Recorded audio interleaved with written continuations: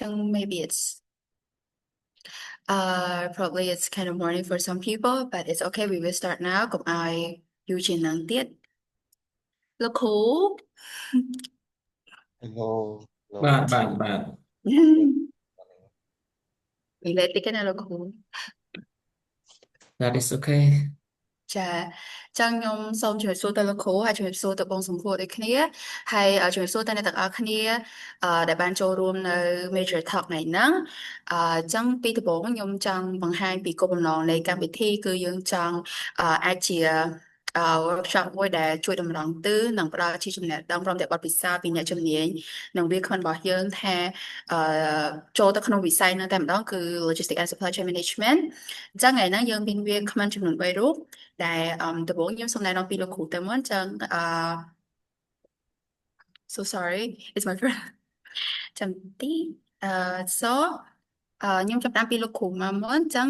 លោកគ្រូប៉ែនឆាយាជាប្រធានផ្នែកបណ្ដុះបណ្ដាលនិងចាត់ការទូតនៃសមាគមភស្តុភារកម្មនិងជាសាស្ត្រាចារ្យនៃវិទ្យាស្ថានតេជោសែនសាធារណការដឹកជញ្ជូនលោកជួយសំហួរជាអតីតនិស្សិតពាណិជ្ជកម្មអន្តរជាតិនិងភស្តុភារកម្មហើយគាត់ក៏ជាម្ចាស់អាជីវកម្មនិងស្ថាបនិក Home Cake ITL Trading Advantage ហើយនិង Legio Gelato ដូចគ្នាហើយនាងខ្ញុំឈ្មោះលីហ៊ុនម៉ៃគឺជានិស្សិតឆ្នាំទី2នៅសាកលវិទ្យាល័យវិទ្យាស្ថានតេជោសែនសាធារណការដឹកជញ្ជូននៅលើជំនាញគ្រប់គ្រងភស្តុភារកម្មនិងសេចក្ដីគ្រប់គ្រងអញ្ចឹងមុននឹងចាប់ផ្ដើមកម្មវិធីនេះខ្ញុំចង់ឲ្យលោកគ្រូជាមួយនឹងបងសំហួរណែនាំពីខ្លួនគាត់ម្ដងទៀតដើម្បីឲ្យទៅកាន់បងប្អូនទាំងអស់គ្នាអញ្ចឹងខ្ញុំសូមចាប់ផ្ដើមពីលោកគ្រូមុនណាចា៎បាទសូមអរគុណជាបឋមសូមគោរពអរគុណដល់ប្រធានសមាគមភស្តុភារកម្មកម្ពុជាដែលបានអនុញ្ញាតឲ្យខ្ញុំបានចូលរួមនៅក្នុងកម្មវិធីតម្រង់ទិសបាទឬក៏ចែកម្លែកនៅអត្ថប្រយោជន៍នៃការសិក្សាពាក់ព័ន្ធជាមួយ Logistics និង Supply Chain បាទសូមអរគុណលោកប្រធានហលៀងហួរហើយក៏នឹងក្រុមផ្សាយផងដែរបាទហើយក៏អរគុណដល់អឺស្ថាបនិករបស់ Comic ដែលបានផ្ដល់ឱកាសឲ្យខ្ញុំហើយនិងកញ្ញាលីហ៊ុនម៉ៃដែលបានជួយសម្របសម្រួលការងារនេះនិង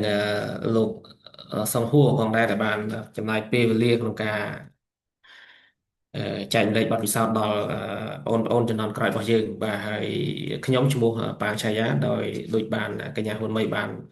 ប្រាប់មិញហើយគឺជា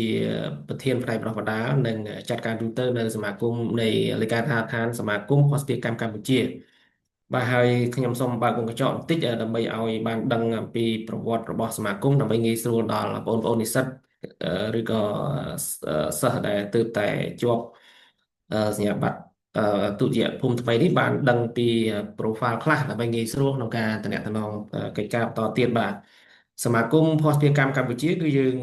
បង្កើតឡើងតាំងពីឆ្នាំ2004បាទមកដល់បច្ចុប្បន្ននេះគឺយើងមានរយៈកាលអាយុ20ឆ្នាំជាងហើយដែលខ្ញុំគិតថាជាសមាគមដែលមានវ័យចំណាស់ជាងគេនៅកម្ពុជាយើងបាទដែលធ្វើការសម្របសម្រួលក៏ដូចជា nature របស់សមាគមគឺវិស័យ logistics បាទបានន័យថាជាសមាគមជាតិមួយសម្របសម្រួលផ្នែក logistics ពាក់ព័ន្ធជាមួយនឹងការដឹកជញ្ជូនគ្រប់មធ្យោបាយនៃការដឹកជញ្ជូនបាទទាំងផ្លូវទឹកផ្លូវគោកផ្លូវដែកនិងផ្លូវអាកាសផងដែរតែបច្ចុប្បន្ននេះយើងមានសមាជិករហូតដល់163ក្រុមហ៊ុនដែលក្រុមហ៊ុនទាំងអស់គឺជាក្រុមហ៊ុនដឹកជញ្ជូនទូទាំងពិភពលោកផងដែរបាទហើយនៅក្នុងនេះសមាគមយើងក៏មានគ្រូបង្គោលរហូតដល់30រូបជាតិដែលសិតសឹងតែត្រូវបានបណ្ដុះបណ្ដាលដោយសមាគមអាស៊ាន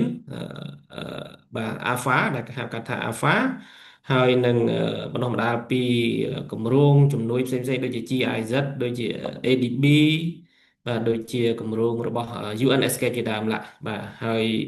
បច្ចុប្បន្ននេះគឺសមាគមនៅតែជាស្ថាប័នមួយក្នុងការជួយសម្របសម្រួលក៏ដូចជាអឺធ្វើការជាមួយរដ្ឋាភិបាលនិងវិស័យឯកជនដើម្បីឲ្យវិស័យ Logistics និង Supply Chain នៅកម្ពុជាយើងនេះរីកចម្រើនទៅមុខប្រកបដោយវិជ្ជាជីវៈផងដែរបាទហើយខ្ញុំនឹងចែកម្លែកនៅបទពិសោធន៍ក៏ដូចជាអត្ថប្រយោជន៍សំខាន់ជូនដល់ក្មួយៗបងប្អូននិស្សិតក៏ដូចជាសិស្សដែលទើបតែជាប់បាក់ឌុបថ្មីនេះហើយដែលកំពុងតែគិតថាអឺនឹងចាប់យកមុខជំនាញអីពីព្រោះខ្ញុំក៏ធ្លាប់ជានិស្សិត ដែលកាលនោះចំនួនឆ្នាំ99 2000ខ្ញុំក៏មិនដឹងថាចាប់មុខជំនាញអីដែរអញ្ចឹងនេះជាឱកាសរបស់បងប្អូននិស្សិតក៏ដូចជាក្មួយៗដែលជាសិស្សដែលទើបជាប់បន្ទប់ថ្មីដើម្បីមានឱកាសក្នុងការទទួលនៅមតិយោបល់ល្អៗពីខាងវាគ្មិនទាំងអស់គ្នាផងដែរបាទសូមអរគុណបាទចាអរគុណច្រើនលោកគ្រូចឹងខ្ញុំសូមប្រារព្ធភាពបន្តទៅបងសង្ហួរបាទអរគុណជំរាបសួរម្ដងទៀតលោកគ្រូហើយជំរាបសួរអូនអឺហ៊ុនម៉ៃហើយក្រុមការងារខាងម៉េចអឺចង់ភ័យបាទឮសូរអ្នកជំនាញមិញមែនតើគ្រាន់តែថ្ងៃនេះគឺមានកិត្តិយសអរគុណទៅដល់ Cambridge Community ដែលបានអញ្ជើញខ្ញុំមកចែកម្លែកពីបទពិសោធន៍ដែលជាអតីតនិស្សិតម្នាក់នៅមុខជំនាញInternational Trade and Logistics ហ្នឹងណាបាទខ្ញុំបាទឈ្មោះជួយសង្ហួរម្ដងទៀតអឺខ្ញុំចប់បញ្ញាបត្រនៅសាកលវិទ្យាល័យអន្តរជាតិ Paragon ឆ្នាំដូចជាកាលពីឆ្នាំ2021ជំនាន់ COVID បាទឆ្នាំទី4រៀនអនឡាញបដ ாய் ពេលហ្នឹង challenge មែនតើអឺបាទហើយថ្ងៃនេះមានកិត្តិយសជាថ្មីម្ដងទៀតអរគុណហើយខ្ញុំរងចាំចែកម្លែកបទពិសោធន៍មួយចំនួនដែលខ្ញុំធ្លាប់ឆ្លងកាត់នៅក្នុងជំនាញនេះទៅដល់អ្នកទាំងអស់គ្នាអរគុណច្រើនចាបាទអរគុណបងសង្ហួរចឹងអឺយើងចាប់ផ្ដើមកម្មវិធីមកទៅចឹងមុននឹងនេះខ្ញុំបានសួរបងប្អូនមុននឹងយើងអត់តន់ចាប់ផ្ដើមកម្មវិធីខ្ញុំក៏បានសួរដែរថាមានណាគេដែលគាត់បានស្គាល់ logistics ពីមុនមកអត់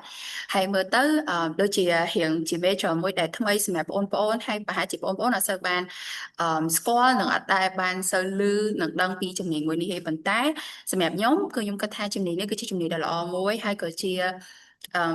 អញ្ញបានថាជាសរសៃឈាមសេដ្ឋកិច្ចមួយដែរព្រោះ everywhere is logistic អញ្ចឹងយើងចាប់ផ្ដើមពីដំបូងមកហ្មងទៅថា what the definition of logistic and supply chain management អញ្ចឹងសម្រាប់ខ្ញុំខ្ញុំនិយាយឲ្យខ្លី logistic គឺទៅលើដំណើរការនៃការដឹកជញ្ជូនគ្រប់មធ្យោបាយអាចតាមផ្លូវទឹកផ្លូវដែកផ្លូវគោកឬក៏ផ្លូវអាកាសsupply chain គឺជាដំណើរការនៃការផលិតទំនិញអញ្ចឹងនេះគឺជានិយមន័យខ្លីៗសម្រាប់ខ្ញុំអញ្ចឹងខ្ញុំចង់សួរទៅកាន់បងសង្ហួរមុនថាក្នុងនិយមន័យ logistic បងអាច give ទៅបងប្អូនថាបានថាបែបម៉េចបងអាចងាយស្រួលស្ដាប់ហើយឆាប់យល់បាទអរគុណlogistics សម្រាប់ខ្ញុំមែនតើវាជា process មួយនៃការ movement នៅលើ business រាល់ថ្ងៃណាbusiness រាល់ថ្ងៃវាមិនមែននិយាយសួរស្ដាប់សម្រាប់តិចដែរចង់ថាវាមានជា good វាមានជា product វាមានជាផលិតផលវាមានជា service អីចឹងទៅប៉ះផ្ទាល់និងប៉ះលក្ខណៈសេវាកម្មចឹងទៅ so សម្រាប់ខ្ញុំ logistics in definition វាអាចជា movement នៃ good ឬក៏ service ទាំងអស់ហ្នឹងពីចំណុចនៃ origin ទៅកាន់ចំណុចនៃ final consumption ហ្នឹងឲ្យវាមាន efficiency ឲ្យវាមានប្រសិទ្ធភាពបាទនិយាយសាមញ្ញគឺបែបហ្នឹងឯងចាំមើលហ៊ានសូត្រពីលោកគ្រូដែរព្រោះឥឡូវប្រហែលយមន័យវាវិវត្តទៅបែបណាក៏មិនសូវច្បាស់ដែរតែកាលពីខ្ញុំរៀនហ្នឹងគឺជា definition របស់ logistics ចាអរគុហើយ ណបង supply chain វារៀងទលាយជាងហ្នឹងវារៀង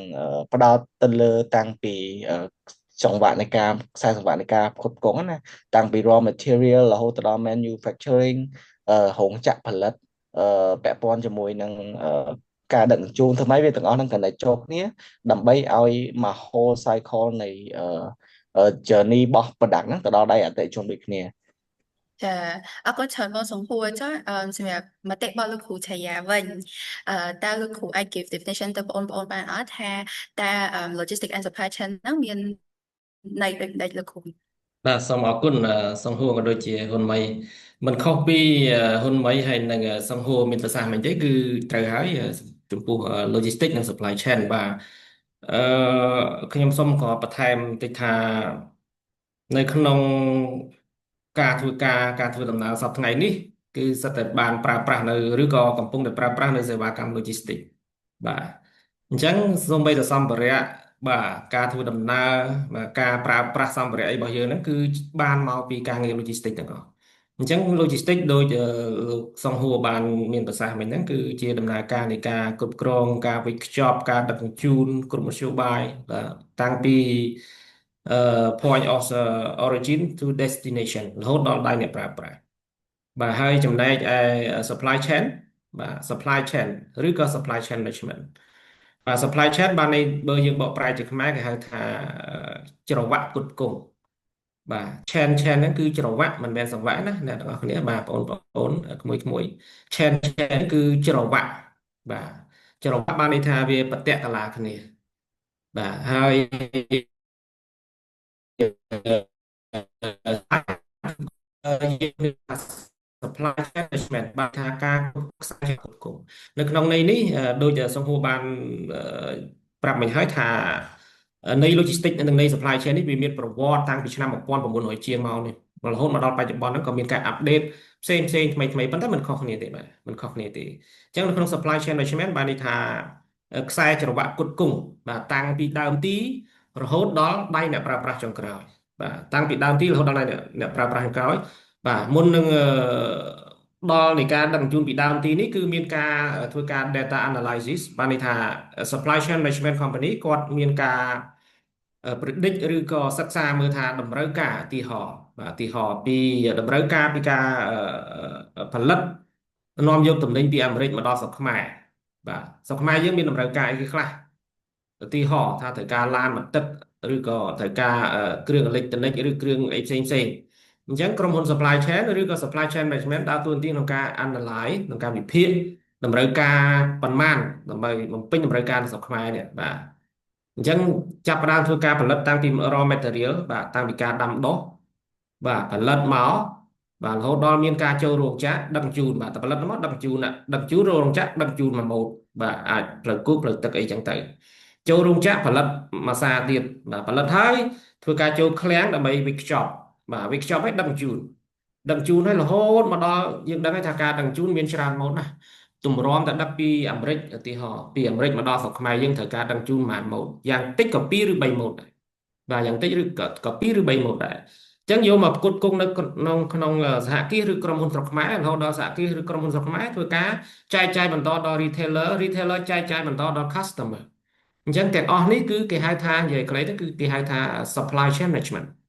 អញ្ចឹងបច្ចុប្បន្ននេះក្រុមហ៊ុន logistics ឬក៏ freight forwarding ឬក៏ក្រុមហ៊ុន supply chain នៅក្នុងស្រុកខ្មែរនេះដែលជាសមាជិករបស់សមាគម CLA យ៉ាងនេះក៏មានដែលធ្វើការងារនោះដែរអញ្ចឹង logistics និង supply chain ខុសគ្នាមិនអត់ទៅខុសគ្នាមកទេស្តៀងតែគ្នាបាទគ្រាន់តែក្នុងមួយខ្សែចង្វាក់ផ្គត់ផ្គង់ពីដើមទីរហូតដល់ចុងទី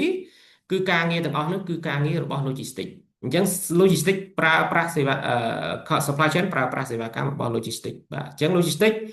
service មានតាំងពីការវេចខ្ចប់ការដឹកជញ្ជូនបាទការ custom clearance បាទការដឹកជញ្ជូនគ្រប់ម៉ូដបាទទាំងផ្លូវទឹកផ្លូវគោកផ្លូវដែកផ្លូវអាកាសអីផ្សេងគឺការងាររបស់ logistics បាទសូមអរគុណហើយបើសិនជាក្មួយបងប្អូនមានចម្ងល់អីបន្ថែមយើងមានសាកលវិទ្យាល័យឬក៏វិទ្យាស្ថានដែលទើបបើកផងដែរដែលសង្ហួរឬក៏ហ៊ុនម៉ៃក៏នឹងបញ្ជាក់បន្ថែមបាទសូមអរគុណ ចាអរគុណច្រើនលោកគ្រូ so detail អូនិយាយដល់កន្លែងហ្នឹងខ្ញុំចាប់បានពាក្យមួយពាក្យច្រើនខ្ញុំឃើញគេច្រឡំពាក្យសង្វាក់ហើយច្រវាក់ classify is not សង្វាក់ guys it's ច្រវាក់ it's not សង្វាក់ it's ច្រវាក់so ចឹងដូចតាមស្ដាប់បងសង្ហួរហើយលោកគ្រូឆាយាបានបកស្រាយចឹងបើបងប្អូននៅមានចម្ងល់អាច drop in នៅក្នុង chat ក៏បានបើក voice ដើម្បីនិយាយជាមួយនឹងវាគ្មិនយើងក៏បានដែរចឹងខ្ញុំសូមបន្តទៅមួយសំណួរទៀតចង់សួរទៅលោកគ្រូមុនថាលោកគ្រូគិតថាហេតុអីបាននិស្សិតគាត់គួរតែជ្រើសរើសរៀនទៅលើមុខវិជ្ជានឹងលោកគ្រូបាទសូមអរគុណចំពោះសំណួរសំខាន់ហើយ ចា ខ្ញុំសង្ឃឹមថាក្មួយក៏ដូចជាបងប្អូននិស្សិតហើយគិតថាប្រហែលជាមានអស់លោកស្រីដែលជាអាណាព្យាបាលឬក៏ចូលរួមនៅក្នុងវេទិកានេះផងដែរបាទពីព្រោះហេតុអីបានខ្ញុំជ្រើសរើសយកមុខជំនាញនេះពីដើមឡើយក៏ខ្ញុំជាសិស្សថ្នាក់ទី12ហើយខ្ញុំប្រឡងជាប់បាក់ឌុបជំនាន់ឆ្នាំ99រហូតមកខ្ញុំរៀនគឺជំនាន់ខ្ញុំនោះគឺមិនមានមុខវិជ្ជានេះទេនិយាយមែនតើហេតុអីពីព្រោះប្រទេសយើងទើបងើបពីសង្គ្រាមយើងដឹងថាយើងបានឆ្លងកាត់សង្គ្រាមស៊ីវិលរ៉ាំរ៉ៃមកបាទក្នុងឆ្នាំ79ហើយនិងមុន79ផងដែរ រហូតមកដល់ឆ្នាំ90ជាងនេះក៏យើងនៅមានសង្គ្រាមខ្លះៗផងដែរដែលធ្វើឲ្យហេដ្ឋារចនាសម្ព័ន្ធ logistics និងដឹកជញ្ជូននៅកម្ពុជាយើងគឺត្រូវបាន damage បានន័យថាត្រូវបានខ្ទេចខ្ទាំខូចខាតដែលយើងមិនអាច access បាទដែលយើងមិនអាច access ឬក៏ធ្វើដំណើរបានទេមិនអាចធ្វើដំណើរទៅគ្រប់ទីកន្លែងបានន័យថាយើងអាចធ្វើដំណើរបានប៉ុន្តែជំនាន់ខ្ញុំ90ជាង2000ជាងគឺខ្ញុំទីហោថាពីខេត្តតាកែវទៅដល់ខេត្តកណ្ដាលដែលត្រូវឆ្លងកាត់អឺកាលមុនយើងជិះផ្លូវគោកហើយត្រូវឆ្លងឆ្លងទូកបាទទៅដល់ផ្ទះបងប្អូននៅត្រើយមកខាងកោះធំមកតែបច្ចុប្បន្ននេះផ្លូវស្អាតបាទបច្ចុប្បន្ននេះផ្លូវស្អាតហើយអញ្ចឹងផ្លូវស្អាតដោយសារអីដោយសារវិស័យដឹកជញ្ជូនវិស័យ logistics យើងចាប់ផ្ដើមរីកចម្រើនឡើងវិញក្រោយសង្គ្រាមរហូតដល់ពេលនេះអញ្ចឹងបច្ចុប្បន្ននេះជំនាញ logistics និងជំនាញ supply chain នេះគឺយើងចាប់ផ្ដើមងើបសារឡើងវិញហើយដោយសារហេដ្ឋារចនាសម្ព័ន្ធដឹកជញ្ជូនផ្លូវគោកផ្លូវទឹកផ្លូវដែកផ្លូវអាកាសរបស់យើងមានការរីកចម្រើនហើយនៅពេលដែលហេដ្ឋារចនាសម្ព័ន្ធ logistics និងដឹកជញ្ជូននេះមានការរីកចម្រើនតើបងប្អូនមួយដឹងទេថានឹងមានតម្រូវការបាទនឹងមានតម្រូវការធនធានមនុស្សផ្នែក logistics និង supply chain នេះប៉ុណ្ណាឧទាហរណ៍ជាក់ស្ដែងដូចជាពលានយន្តហោះថ្មីដែលយើងរដ្ឋាភិបាលបានប្រឹងប្រែងរហូតដល់បង្កើតនៅពលានយន្តហោះថ្មីដែលមានឈ្មោះថា Decho International Airport បាទឬក៏ TIA បាទដែលឈ្មោះកូដនៅក្នុងអន្តរជាតិនេះគឺ KTI ផងដែរដែលជាពលានយន្តហោះលំដាប់ 4F ធំមួយតើគិតថាត្រូវការធនធានមនុស្សបាទឬក៏ manpower ប៉ុន្មាននៅក្នុងដើម្បីបំពេញតម្រូវការនៅក្នុងហ្នឹងមួយទៀតបន្តិចទៀតយើងមានកំពង់ផែរណបយើងមានផ្លូវទឹកធំដោយខ្លួនឯងដែលរដ្ឋាភិបាលកំពុងតែធ្វើការកសាងយ៉ាងមមាញឹកបាទតើយើងត្រូវការធនធានមនុស្សប៉ុណ្ណាអញ្ចឹងហើយបានខ្ញុំគិតថាសេដ្ឋកិច្ចក្នុងប្រទេសមួយយើងក៏លេចមើលប្រទេសជិតខាងក៏ដូចជាសិង្ហបុរីក៏ដូចជាសៀងហៃបាទគេរីកចម្រើនដោយសារហេដ្ឋារចនាសម្ព័ន្ធដឹកជញ្ជូននិង logistics គេខ្លាំងអញ្ចឹងហើយអឺគួបផ្សំនឹងគេមានធនធានមនុស្សផ្នែក logistics នឹងខ្លាំងអញ្ចឹងអឺប្រទេសជាតិឬក៏សេដ្ឋកិច្ចក៏រីកចម្រើនផងដែរដូច្នេះក្មួយបងប្អូនដែលកំពុងតែគិតថាអឺចាប់យកជំនាញអីនៅពេលដែលជាប់បាក់ឌុបហើយនេះបាទជាពិសេសនិទេស A និទេស B និទេស C ជាដើមឡាបាទអឺកន្លែងហ្នឹងខ្ញុំសូមបកកញ្ចក់តិចអ្នកខ្លះគាត់មានគេហៅថាអូនិទេសมันអាចកំណត់អនាគតបានទេប៉ុន្តែនិទេសអ្នកដែលបាននិទេសល្អទីហោ ABC มันអាចកំណត់អនាគតបានទេប៉ុន្តែអាចដឹងពីអនាគតព្រាលជាងអ្នកដែលមិនបាននិទេសល្អខ្ញុំអាចគិតថាអញ្ចឹងហេតុអីពីព្រោះការខិតខំប្រឹងប្រែងរបស់និស្សិតនិទេសខ្ពស់ក៏ខ្ញុំគិតថាគាត់នៅតែបន្តមានការតាំងចិត្តខ្ពស់ឆន្ទៈខ្ពស់ក្នុងការបន្តរៀនចូលមហាវិទ្យាល័យហើយនៅតែរៀនបានពូកែបច្ចុប្បន្ននេះនិស្សិតដែលជាកូនសិស្សខ្ញុំជំនាន់ទី1នៅជាស្ថានជាសាធារណការដឹកជញ្ជូនគឺបានក្លាយទៅជាបុគ្គលិករហូតដល់តំណែងសមរម្យមួយដែលមានប្រាក់ខែខ្ពស់ដោយសារហេតុអីបាទដោយសារគាត់នៅតែមានការតាំងចិត្តបន្ទាប់ពីបាននិទេស A B C គាត់នៅតែតាំងចិត្តក្នុងការរៀនយកជំនាញ logistics និង supply chain នេះឲ្យកាន់តែខ្លាំងបាទហើយឆ្លៀតឱកាសក្នុងការចូលរួមនៅក្នុងកិច្ចការសង្គមផ្សេងៗដែលពាក់ព័ន្ធជាមួយនឹងការងារ logistics supply chain នេះផងដែរចឹងហើយខ្ញុំគិតថានេះគឺជាគំនិតមួយឬក៏ជា recommendation មួយសម្រាប់មួយបងប្អូនទាំងអស់គ្នាក្នុងការចារណានៅក្នុងការ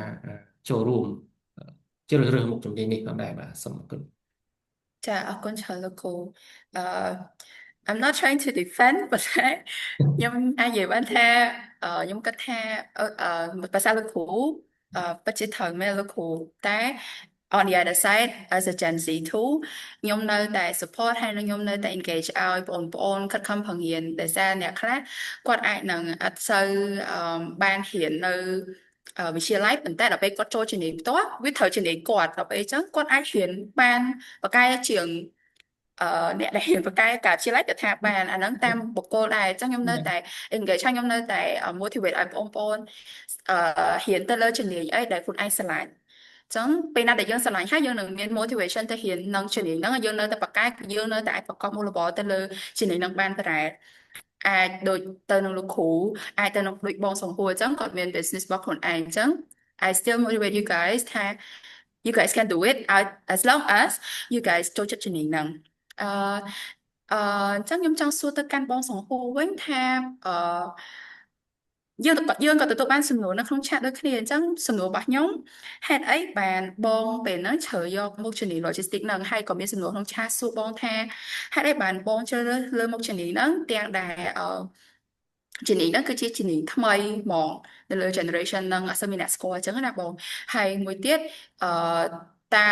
វា was the risk to take a new major អត់បងចា អូខេអរគុណច្រើនបាទមិនស្ដាប់លោកគ្រូបញ្យលក្បោះក្បាយដែររៀងចង់លងទៅតាមគាត់អឺបាទអរគុណសម្រាប់សំណួររដ្ឋាខ្ញុំសូមផ្សារភ្ជាប់ជាមួយរឿងនេះតេស្តមិនបន្តិចគ្រាន់តែចង់ add on បន្ថែមអញ្ចឹងណាមួយបទពិសោធន៍ខ្លួនឯងទេបទពិសោធន៍ខ្ញុំ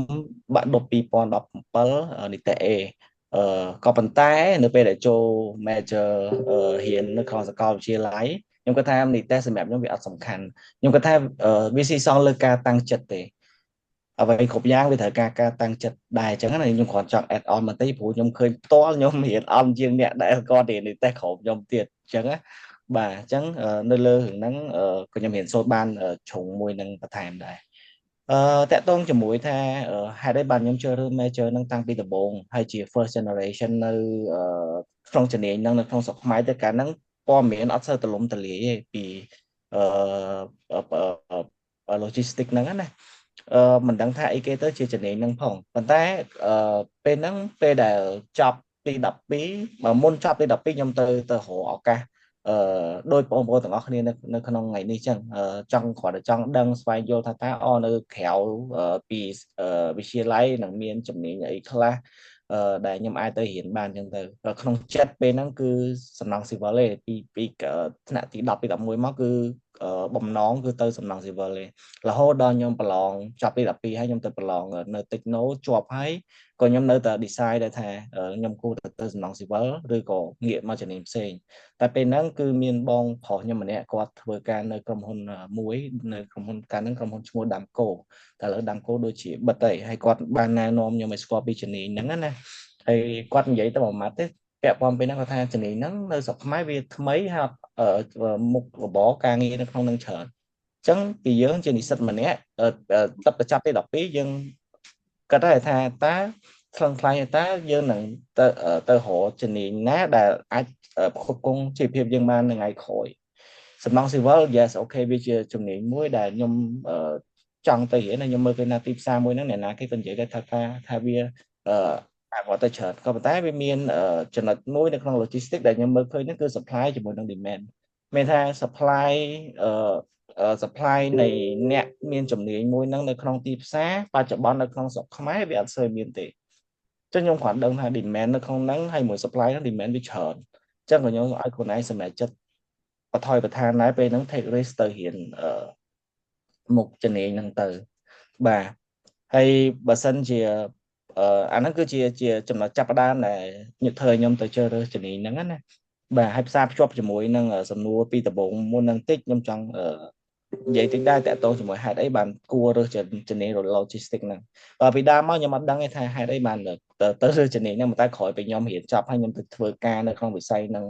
ក្រោយទៀតទើបខ្ញុំដឹងថាអូវិស័យហ្នឹងធំតលេមែនតើទៅបើឲ្យខ្ញុំ give a definition in short វាគឺជា backbone មួយនៃសេដ្ឋកិច្ចមួយរបស់មិនថានៅក្នុងស្រុកយើងទេជុំវិញពិភពលោក everywhere it needs logistics គ្រប់ទីកន្លែងទាំងក្នុងស្រុកទាំងក្រៅស្រុកគ្រប់ចំនួនគ្រប់អាជីវកម្មគ្រប់បែបយ៉ាងក្រុមហ៊ុនបែបយ៉ាងគឺត្រូវការ logistics ទៅ support បើអត់មាន logistics ក្រុមហ៊ុនអត់អាចដំណើរការបានទេទាំងវិស័យgoods non goods ក្តី service ក្តីគឺត្រូវការទាំងអស់វាដូចជា financial sector មួយវាដូចជាtourist sector មួយនៃសេដ្ឋកិច្ចបើអត់មានអាហ្នឹងសេដ្ឋកិច្ចអត់ដែរបាទអញ្ចឹងបើសិនយើងប្រៀបធៀបសារៈសំខាន់ហ្នឹងវិញយើងទៅមើលតាំងពីជំនាន់ប្រហែលពាន់ឆ្នាំមុនណាជំនាញហ្នឹងគឺមានមិនតែមានឥឡូវគឺមានយូរណាស់ហើយដែលលឺទាំងអស់គ្នានៅស្រុកចិនគេជីកប៉ាល់ឆ្លង ឆ្លងទូកដដឹកអីវ៉ាន់ទៅលក់ពីស្រុកមួយទៅស្រុកមួយអាហ្នឹងឯងគឺ logistics គឺ trading គឺតកតងថាinternational trade ពាក់ព័ន្ធមួយឆ្នាំខ្ញុំរៀនហ្នឹងណាបាទអញ្ចឹងរបស់ហ្នឹងវាអត់ទៅណាទេគ្រាន់តែវាពីមួយសតវត្សពីមួយទសវត្សពីមួយសតវត្សទៅវាវិវត្តម្ដងតិចវាមានខ្លឹមសារបន្ថែមទៅក្នុងវិស័យមួយហ្នឹងឲ្យកាន់តែទំនើបតាំងពីបដូរគ្រាន់តែឆ្លងទូករហូតដល់ឆ្លងកប៉ាល់ឆ្លងដីគោកកណិចខ្សែកណិចផ្លូវចូលគ្នាកណិចផ្លូវអាកាសបាទអញ្ចឹងនេះគឺជាសារៈសំខាន់គឺវាអត់ទៅណាគឺវានឹងរហូតទោះបីជាពេលបច្ចុប្បន្នហ្នឹង AI technology វា update ទៅមុខយ៉ាងណាក៏ដោយក៏ប៉ុន្តែនៅក្នុងហ្នឹងក៏វាមាន logistic infrastructure នៅក្នុង AI ហ្នឹងដែរបាទ ចា យើងនិយាយមកតង់ទៀតណាក្រៅពី traditional logistics វាមាន digital logistics ហ្នឹងមកតង់ទៀតបាទ ចាអរគុណច្រើនបងចឹងដូចដូចលោកគ្រូជាមួយនឹងបងសំភួរបានបកស្រាយយ៉ាងច្បាស់ចឹងគាត់បានប្រាប់បងប្អូនấyថាហេតុអីបានពួកគាត់ជំរុញឲ្យបងប្អូនធ្វើទៅលើជំនាញ logistics and supply chain management ហើយហេតុអីដូចបងសំភួរចឹងហេតុអីបានគាត់ជ្រើសរើសជំនាញហ្នឹងចឹងខ្ញុំប្រាប់ទៅលើ experience ខ្ញុំវិញដែលតំតែអត់តហ៊ានចាប់ទេកំពុងតែហ៊ានតែម្ដងចឹងហេតុផលពីដំបូងដែលខ្ញុំស្គាល់ជំនាញហ្នឹងគឺតាមការ research នៅក្នុងអ៊ីនធឺណិតyou guys បើសិនជាអត់តច្បាស់ពីខ្លួនឯងរៀនពីខ្លួនឯងថាអឺខ្លួនឯងមានទេពកោសល្យបែបណាហើយឥឡូវសម័យ AI ChatGPT ប្រាប់វាទៅថាយើងនេះចាយើងគួររៀនជំនាញអីវា suggest ឲ្យយើងមកកណមកហើយខ្ញុំក៏ជាមនុស្សមួយដែលចូលចិត្តចង់រៀន business ដែរអញ្ចឹងខ្ញុំក៏ទៅ research ពីថាមានអីដែលតកតងមួយនឹង business អត់អីចឹងទៅក៏លេចឡើងនៅ logistics ហ្នឹងក៏មានពាក់ព័ន្ធមួយ business and then ពេលដែលខ្ញុំចូលរៀនផ្ទាល់ចាស់ស្ដែង yes it's very big ហ្មងហើយខ្ញុំជឿថាក្នុងគ្រប់ sector ទាំងអស់នៅក្នុង everything ជុំវិញខ្លួនយើងហ្នឹងគឺត្រូវការ logistics ហើយ that's why ខ្ញុំឃើញដោយបងសម្ពោធនិយាយចឹងដោយសារតែវាមាន demand ខ្ពស់ប៉ុន្តែទៅជាអត់សូវមានអ្នកដែលមានជំនាញទៅលើផ្នែកហ្នឹងទើបខ្ញុំជ្រើសរើសជំនាញហ្នឹងអញ្ចឹងខ្ញុំជំរុញខ្លាំងមែនតើឲ្យបងប្អូនសិក្សាសិក្សាពីវាបានច្រើនអញ្ចឹង after this major talk ហ្នឹងខ្ញុំក៏ជឿថាបងប្អូនទទួលបានចំណេះដឹងច្រើនហើយអាច design ជ្រើសរើសជំនាញហ្នឹងដើម្បីថ្ងៃក្រោយដូចគ្នាអញ្ចឹងជាសំណួរសារភ្ជាប់ទៅនឹងសំណួរមុននឹងដែរខ្ញុំចង់សួរលោកគ្រូថាលោកគ្រូគិតថាតើនិស្សិតគាត់គួរតែមានបុគ្គលិកលក្ខណៈម៉េចសមនឹងរៀន logistics ព្រោះដូចថាជំនាញមួយវាអាចនឹងមានអត្តចរិតផ្សេងគ្នាដូចអ្នកគាត់លោកគ្រូគិតថារៀន logistics គួរតែមើងម៉ាត់គួរតែចេះអីចឹងហើយលោកគ្រូអាចបញ្ជាក់បានទេលោកគ្រូបាទសូមអរគុណចំពោះសំណួរបន្តចា មែនតែនទៅมันខុសគ្នាទេការបកស្រាយហើយមែនតែតតែនិទេស A B C D A ឬក៏ B ឬក៏ C បានរៀន logistics និង supply chain បានទេឲ្យតែជាប់បាក់ឌុបរៀនបានទាំងអស់បាទហើយបើអ្នកមិនជាប់បាក់ឌុបបើតាមមើលទៅក៏ដូចអាចរៀនបានដែរយើងរៀនបញ្ញាបត្ររងអីបន្តអញ្ចឹងណាបាទអញ្ចឹងអឺយើងមិនរើសបានន័យថាមិនរើសសមាសភាពឬក៏អីដែលឲ្យតែមានការចិត្តចង់រៀនហើយជំនាញនេះដោយខ្ញុំបានប្រាប់ទៅនិស្សិតមួយចំនួនជំនាន់មុនជំនាន់បន្តដែរថា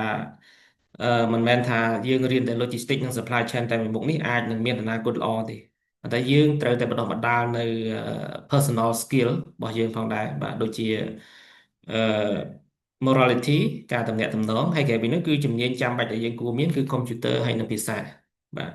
ការងារ logistics ជាទូទៅគឺ90%គឺយើងប្រើប្រាស់ភាសាអង់គ្លេសឬភាសាអន្តរជាតិដូច្នេះខ្ញុំគិតថានិស្សិតឬក៏បងក្មួយជំនាន់ថ្មីនេះភាគច្រើនគឺអង់គ្លេសគួរសមបានន័យថាសមត្ថភាពនៃភាសាអង់គ្លេសគឺអាចប្រើប្រាស់បានខ្ញុំបានឆ្លងកាត់ទៅប្រទេសផ្សេងៗដូចជាប្រទេសវៀតណាមឡាវនិងប្រទេសជិតខាងក្នុងតំបន់អាស៊ាន10ប្រទេសយើងនេះជាច្រើនប្រទេសផងដែរដែលខ្ញុំឃើញថាបើខ្ញុំគិតមើលទៅគឺនៅខ្មែរយើងគឺមានការយល់ដឹងភាសាអង់គ្លេសច្រើនអញ្ចឹងខ្ញុំសូមអបអរសាទរឡើងនេះមកផងដែរចំពោះនិស្សិតឬក៏ក្មួយបងដែលទើបតែជាប់បាក់ឌុបថ្មីនេះផងដែរដូចលោកសំហួរបានមានប្រសាសន៍អញ្ចឹងពេលខ្លះនិទេស A និទេស B ប៉ុន្តែដល់ពេលមករៀន logistics supply chain នេះហាក់ដូចជាត្រូវនឹងអារម្មណ៍ឬក៏ការតាំងចិត្តរបស់គាត់ គាត់ទៅជារៀនពូកែខ្លាំងជាងអ្នកនិទេស ABC ក៏មានដែរនេះគឺគ្រាន់តែជាចំណុចមួយជ្រុងមួយមិនមែនតែទាំងអស់ទេណាបាទប៉ុន្តែទោះយ៉ាងណាក៏ខ្ញុំនៅតែលើកទឹកចិត្តអ្នកដែលបានរៀនពូកែពីព្រោះមិនមែនខ្ជិលទៅរៀនបានពូកែទេខ្ញុំគិតថាតើតើគាត់ឧស្សាហ៍ឬក៏គាត់ប្រឹងរៀនដែរបានពូកែបាទហើយអឺអញ្ចឹងបញ្ជាក់សារថ្មីថា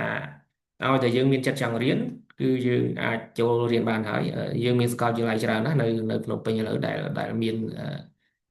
major logistics និង supply chain ខ្ញុំគិតថាដូចជានៅវិទ្យាស្ថាននាយកសាធារណការទាំងជួនក៏មានដែរហើយ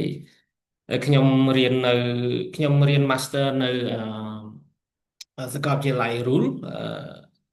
សាកលវិទ្យាល័យភូមិន្ទនីតិសាស្ត្រនិងជាសាស្ត្រសេដ្ឋកិច្ចនេះក៏គេមានឆ្នាំទី2ក៏គេមាន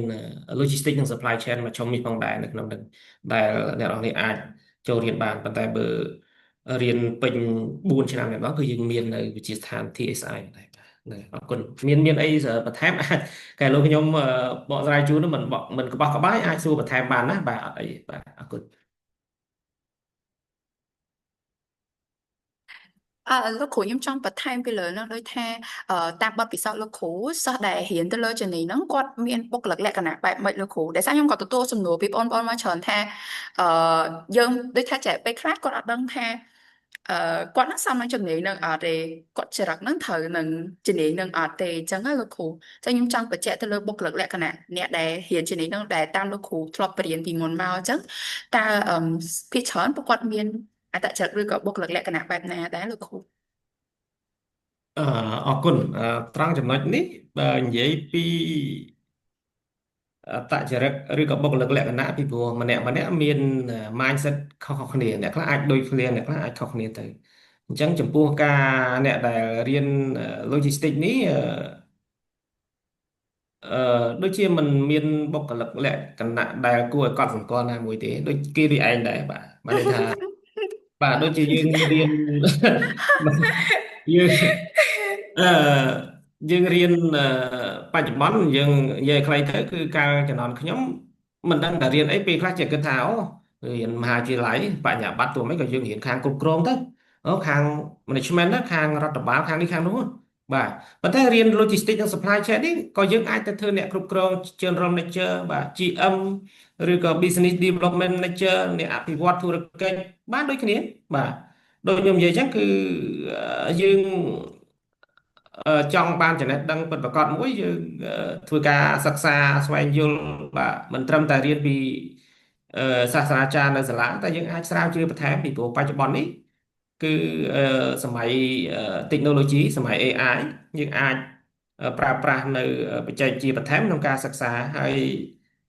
ជាធម្មតាក្នុងនាមខ្ញុំធ្វើការនៅសមាគមបើអឺក៏ជួយជ្រើសរើសបុគ្គលិកធ្វើការឲ្យក្រុមហ៊ុនសមាជិកដែរគឺតែងតែចង់បានដែលបុគ្គលិកលក្ខណៈរបស់និស្សិតឬក៏និស្សិតដែល fresh graduate ដែលទើបតែចេញថ្មីនេះគឺគាត់មានអឺជំនាញខាងផ្នែកហ្នឹងហើយក៏បុគ្គលិកលក្ខណៈបាទរស់រាយរាក់ទាក់ជាពិសេសគឺ communication បាទ communication នេះគឺជារឿងសំខាន់មែនទែនដែលចាំបាច់សម្រាប់ធ្វើការក្នុងការងារ logistics និង supply chain ហេតុអីពីព្រោះនៅពេលដែលយើងធ្វើការគឺតម្រូវការឲ្យមានការទំនាក់ទំនងញឹកញាប់មែនទែនពីមួយថ្ងៃទៅមួយថ្ងៃអញ្ចឹងហើយខ្ញុំមានប៉ុណ្ណឹងបើនិយាយទៅចេះច្រើនទៅអាចយល់អាចនិយាយចប់ម៉ោងដល់ឥឡូវណាបាទ ចាអរគុណច្រើនលោកគ្រូចុះបងសំភូវិញបងមានមតិអីគេទៅលើរឿងនោះដែរបងតើបងគិតថាសប្អូនដោយសារខ្ញុំនៅថា it's a kind of weird question because តាមដូចភាសាលោកគ្រូនិយាយចឹងថាចរិតមិនក៏ហ៊ានបានអញ្ចឹង it's also a good question a good answer to you guys ថាចង់ហ៊ានចង់ហ៊ានមកយើងកុំគិតច្រើនពេកតែឥឡូវយើងមកស្ដាប់ភាសាបងសំភូវិញថាតើគាត់គិតមិនថានិស្សិតគួរតែមានបុគ្គលិកលក្ខណៈបែបណាបានស័ក្តិសមនឹងជំនាញហ្នឹងបង បាទស្តៀងលោកគ្រូដែរទៅលើជំអឺខ្ញុំចង់លក់តិចសិនហើយលក់ពីជំនាញនឹងតិចសិនចង់ថាអូខេប្រហែលជាយើង connect ទៅអា definition របស់ logistics មួយ supply chain មិនបន្តិចទៅណានៅក្នុងហ្នឹងវាមានតាំងពីsupply តាំងពីចំណុចចាប់ដើមវាតាំងពី raw material រហូតដល់ហ៊ុនចូលរោងចក្រ thời ấy và to mà thời ca đặng chun vía tranh tư đầm bay cột cung từ bờ tây na chẳng từ hay ta đo bờ tây cô đá được có titan cô đá nó thời ca đặng chun bờ to ta đo clang distributor ở tranh bị distributor là hô ta đo retailer tranh bị retailer là hô ta đo tệ chun này chẳng từ cho nên khoản tập quản lý sai trong vạ mùi nâng máu này nhưng khi tha nơi khôngប្រឡោះមួយគឺមានចង់ថាតម្រូវការច្រើនមែនតើអញ្ចឹងខ្ញុំគ្រាន់តែចង់ឲ្យទាំងអស់គ្នា broad perspective តិចថាបើសិនជាអ្នកទាំងអស់គ្នារៀនជំនាញមួយនេះវាមិនមែនត្រឹមតែការដឹងជូនទេអ្នកទាំងអស់គ្នាអាចចាប់ទៅជ្រុងទៅផ្នែកណាមួយនៃជំនាញមហោ supply chain ហ្នឹងឧទាហរណ៍ថាអ្នកទាំងអស់គ្នាចង់ទៅផ្នែកផ្គត់ផ្គង់តាំងពី raw material តាំងពីការដាំដុះឬក៏តាំងពីការទាញរ៉ែឬក៏អីបែបណាអញ្ចឹងទៅអាចទៅក្នុងផ្នែកហ្នឹងបានបន្ទាប់មកយើងនៅកាន់ role logistic ណាមួយនៅក្នុងផ្នែកហ្នឹងអញ្ចឹងទៅឬក៏អ្នកទាំងអស់គ្នាទៅរកស៊ីនៅផ្នែកហ្នឹងអ្នកទាំងអស់គ្នាត្រូវឲ្យខ្លួនឯងច្បាស់ថានៅខ្លួនឯងនៅក្នុងផ្នែកណាក្រុមហ៊ុនកប៉ាល់ក្រុមហ៊ុនដឹកជញ្ជូនជារោងចក្រឬក៏ជាអ្នក supply ឬក៏ជាអ្នកទិញឬក៏ជាអ្នកលក់អញ្ចឹងទៅអញ្ចឹងពលាមកពេលដែលអ្នកទាំងអស់គ្នាចប់អាចទៅចូលក្នុងប្រឡោះណាមួយនៃចង្វាក់មួយនឹងបាននេះគ្រាន់លក់បន្តិចដើម្បីឲ្យទាំងអស់គ្នាទាញចំណាប់អារម្មណ៍ថាមុនថាខ្ញុំស័ក្តិសមគួររៀនអត់យើងត្រូវច្បាស់ដែរថាវាមានទីផ្សារអត់ដែរវាមាន factor ជាច្រើនវាមានចំណុចដែលត្រូវពិចារណា trigger ជាច្រើនដែលយើងត្រូវទៅយកវាមកថ្លឹងថ្លែងមិនមែនត្រឹមថាអូខ្ញុំជាមនុស្ស introvert ឧទាហរណ៍អត់ចូលចិត្តនិយាយស្ដីយើងយកអាចំណុចទាំងអស់ហ្នឹងដើម្បីដាក់ color ឲ្យខ្លួនឯងឬក៏ដាក់ label ឲ្យខ្លួនឯងថាខ្ញុំគឺអញ្ចឹងខ្ញុំអាចទៅ logistic បានទេអត់អាចទៅ communicate បានទេខ្ញុំនិយាយមួយគេ complete ភ័យឡើយបើយើងគិតអញ្ចឹងយើងយកអាកតាមួយហ្នឹងទៅ design ខ្ញុំគិតថាអ្នកនរគ្នាប្រហែលនឹង design ខុសសម្រាប់អនាគតខ្លួនឯងចាបង ជំនាញខ្ញុំគិតថាបើសិនជា design អញ្ចឹងវាធ្វើឲ្យខ្លួនឯងនៅក្នុង comfort zone របស់ខ្លួនឯងមែនតើព្រោះយើងតែ fresh graduate ពី high school ទេត្រូវទេអញ្ចឹងបើសិនជាយើងអត់ទាន់បានទៅ explore ផងយើងភ័យរំពឹងទុកបាត់ហើយហ្នឹងថាយើងជាមនុស្សបែបណាហើយអត់ឲ្យខ្លួនឯងទៅ explore អីថ្មីយើងនៅតែក្នុង comfort zone ឲ្យខ្លួនឯងអញ្ចឹងសម្រាប់ខ្ញុំលើកទឹកចិត្តឲ្យអ្នកទាំងអស់គ្នាមែនតើកុំកំណត់ personality ឲ្យខ្លួនឯងពេកនៅពេលដែលទៅចាប់ major អីផ្ដោតទៅលើទីផ្សារផ្ដោតទៅលើអីដែលខ្លួនឯងស្រឡាញ់វិញទៅប្រហែលជា logistics ចាប់អារម្មណ៍អូវ៉ាវខ្ញុំចាប់អារម្មណ៍លើហ្នឹងតែខ្ញុំអត់សូវចេះនិយាយស្ដីទេតាមពិតកន្លែងហ្នឹងជាចំណុចដែលអ្នកទាំងអស់គ្នាត្រូវលើកកម្ពស់វិញមិនមែនជាចំណុចដែលខ្លួនឯងថាខ្ញុំអញ្ចឹងគឺខ្ញុំអញ្ចឹងរហូតទេ100ឆ្នាំទៀតខ្ញុំនៅតែអញ្ចឹងឯងកុំគិតអញ្ចឹងប្រហែលជាកន្លែងហ្នឹងគឺជាចំណុចដែលត្រូវរៀនសូត្រជាចំណុចដែលត្រូវលើកកម្ពស់ទៅផ្នែកមួយហ្នឹងរបស់ខ្លួនឯងដើម្បីឲ្យខ្លួនឯងទៅអាចរៀនជំនាញហ្នឹងដូចគេដូចឯងបានត្រូវទេចាត្រូវបង It changed my mindset too បងអរគុណច្រើនបងខ្ញុំឆ្លើយទៅនឹងសំណួរហ្នឹងតែបែបជាសិស្សវិញណាខ្ញុំអាចឆ្លើយទៅបងប្អូនថាដូចលោកគ្រូនឹងបងសំភួរមានប្រសាសន៍ចឹងថា it's not about your personality it's about ចូលចិត្តជំនាញហ្នឹងអត់ហើយជំនាញហ្នឹងមានទីផ្សារអត់អាហ្នឹងអ្វីដែលយើងគួរគិតប៉ុន្តែបើចង់នៅតែចង់សួរទៀតថាគួរតែមានបុគ្គលិកលក្ខណៈម៉េចខ្ញុំអាចប្រាប់បានថាអ្នកខ្លះចូលចិត្តធ្វើអីសាំញ៉ាំអត់តែប៉ុណ្្នឹងទៅអ្នកខ្លះឆ្លើយបានអូខេហើយគ្រាន់ថាអាហ្នឹងវាគ្រាន់តែជាផ្នែកទូចមួយដោយសារតែlogistics and supply chain it's very វាថាវាមានផ្នែកច្រើនអញ្ចឹងណាអ្នកនរគ្នាចង់វាធ្វើការទៅលើរឿងតរ៉ែអីចឹងទៅប៉ុន្តែ like again ដូចបងសំភួរនឹងលោកគ្រូនិយាយចឹងគាត់មានប្រសាសន៍ចឹងថាជំនាញអីវាអត់សម្ដៅវាអត់សម្គាល់មកទំហឹងថាដល់មានចរិតបែបនេះទៅយើងអាចទៅរៀនបានសំខាន់យើងស្រឡាញ់ជំនាញហ្នឹងហើយយើងចង់ហ៊ានជំនាញហ្នឹងអត់តែប៉ុណ្្នឹងទៅគឺអូខេហើយអឺអូខេចឹងខ្ញុំសូម move ទៅសំណួរមួយទៀតសិនអឺតើពេលខ្ញុំចង់សួរទៅបងសំភួរមុនពេលដែលបងរៀនហ្នឹងបងរៀនទៅលើ trade and logistics ចឹងបងរៀនទៅលើមុខវិជ្ជាអីគេខ្លះហើយជំនាញហ្នឹងគេរៀនពីអីពេលដែលយើងចូលទៅរៀនណាបងយើងរៀនពីអីខ្លះរៀនពីមុខវិជ្ជាអីគេខ្លះហើយមុខវិជ្ជាក៏សំខាន់គឺជាអីបងអូខេនេះខ្ញុំចែកម្លែកពីបទពិសោធន៍សុទ្ធណាប្រហែលជាឥឡូវវាវិវត្តទៅបែបណាខ្ញុំអត់ច្បាស់ដែរក៏ប៉ុន្តែពីបទពិសោធន៍ខ្ញុំពេលហ្នឹងមុខជំនាញ ITL International Trade and Logistics នៅឆ្នាំទី1ទី2គឺពេលច្រើនគឺយើងរៀន basic នៅសាកលវិទ្យាល័យអន្តរជាតិ Paragon ហ្នឹងមានន័យថាទាំងគណិតវិទ្យា accounting business management marketing មុខជំនាញ basic ជាច្រើនទៀតដែលយើងត្រូវរៀនទាំង financial ទាំងអី banking អីហ្នឹងបាទឲ្យយើងដឹងអស់ហ្នឹងបន្ទាប់មកនៅឆ្នាំទី3គឺយើងចាប់ដើមរៀន insert មុខជំនាញspecific មួយចំនួនដូចជា law international trade law អlaw business law អីចឹងទៅវាច្បាប់ពីអីចឹងទៅព្រោះមុខជំនាញហ្នឹងបែងចែកជាពីរដាច់ដោយឡែកពីគ្នាមក international trade and logistics មានថានៅពេលដែលចាប់ទី3ហើយចូលទី4គឺគេនឹងសួរយើងហើយតើយើងនិស្សិតនឹងងាកទៅណាច្រើនជាងងាកទៅ international trade ឬក៏ងាកទៅ logistics ការចំណន់ខ្ញុំរៀនមួយថ្នាក់ចំណន់ទី1ហ្នឹងមាន10នាក់ជាង11 12នាក់ឯងមួយថ្នាក់បាទជំនាញផ្សេងគេថ្នាក់មួយថ្នាក់សិត30 40នាក់អញ្ចឹងទៅបាទហើយខ្ញុំជ្រើសរើសទៅ specific ទៅលើ international trade ច្រើនជាងព្រោះខ្ញុំរៀងចាប់អារម្មណ៍ទៅផ្នែកនឹងជាងព្រោះវារៀងប្រអប់ជាងអញ្ចឹងណាខាងក្នុងការយកអីវ៉ាន់ដឹកជញ្ជូនឬក៏ច្បាប់អន្តរជាតិក្នុងការ cross border អីចឹងទៅពាក់ព័ន្ធមួយ distribution channel retailing អីចឹងទៅបាទតមកនៅឆ្នាំទី4មុខជំនាញដែលគេរៀនគឺវាមាន simulation in logistics រៀនពីការប្រើប្រាស់ system មួយចំនួនដើម្បីឲ្យយើងរៀបចំ flow របស់ logistics ចឹងទៅអញ្ចឹងយើងរៀនពីច្រើននៅលើកម្មវិធីនៅលើ software កុំព្យូទ័រមាន QGIS មានអីចឹងទៅអត់ដឹងថាអូនបានសិក្សាពីហ្នឹងអត់ទេប៉ុន្តែការជំនាន់បងគឺគេឲ្យរៀនពី software ហ្នឹងមិនដឹងថាវាឥឡូវវា outdate ឬមិនព្រោះខ្ញុំមិនដែរប្រើដែរបច្ចុប្បន្នព្រោះយើងអត់សូវជា work នៅលើវិស័យហ្នឹងរៀង out ចេញពី logistics ច្រើនអញ្ចឹងណាបាទចាបាទតកតមួយ implementing planning resource planning មួយចំនួននេះចឹងទៅបាទហើយហ្នឹងហើយដូចជារៀនពី software ទាំងអស់ហ្នឹងយើងយកវាមកអនុវត្តលើលំហាត់មួយចំនួនអញ្ចឹងហ្នឹងមានប៉ុណ្ណឹង ចាបងអរគុណបងចាមុខវិជ្ជាគោលណាបងមុខវិជ្ជាគោលដែលការបងរៀនណាបងក៏ថាវាសំខាន់ហើយបងក៏ជួបការលំបាកទៅលើមុខវិជ្ជាហ្នឹងគឺមុខវិជ្ជាអីគេដែរបងខ្ញុំគាត់ថា simulation in logistics មុខវិជ្ជាគោលហ្មងគឺ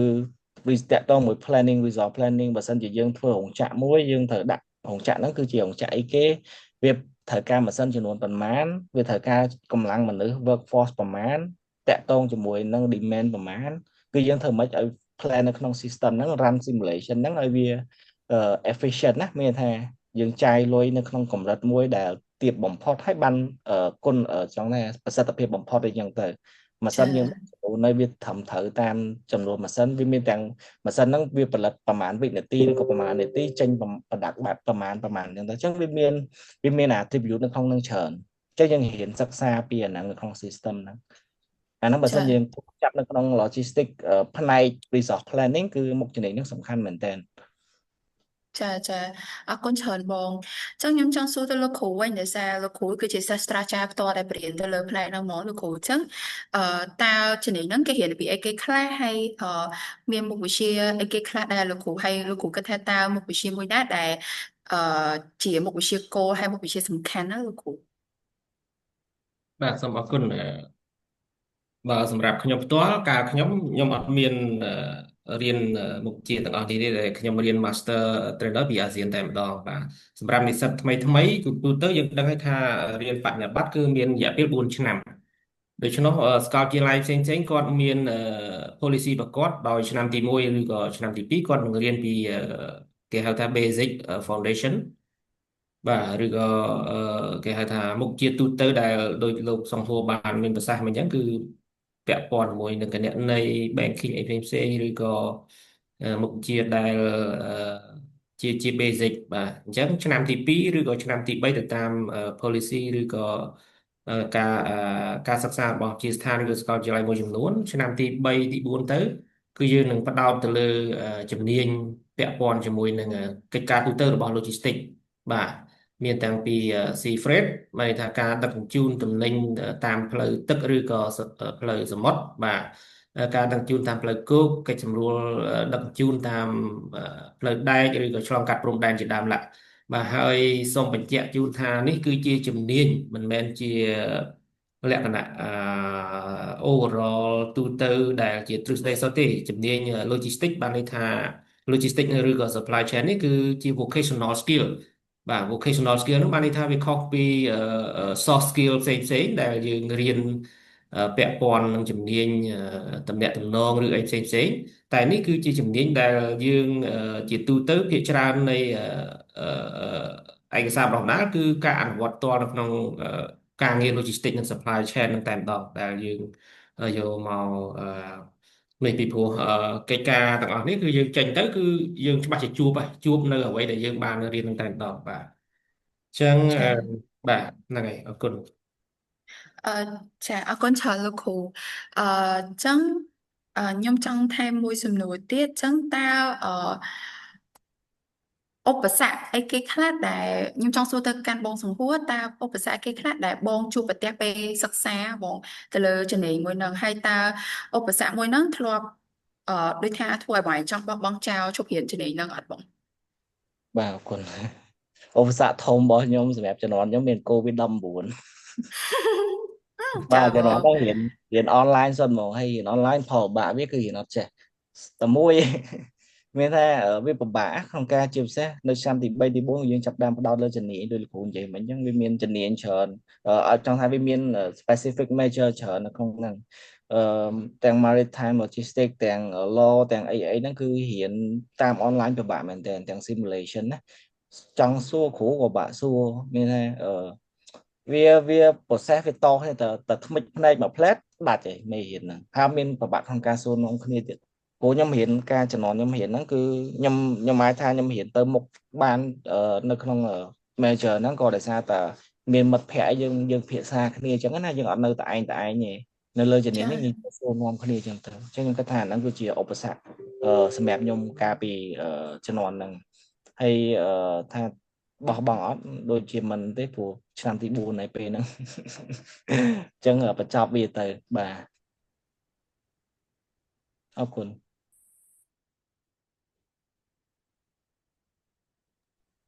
Hello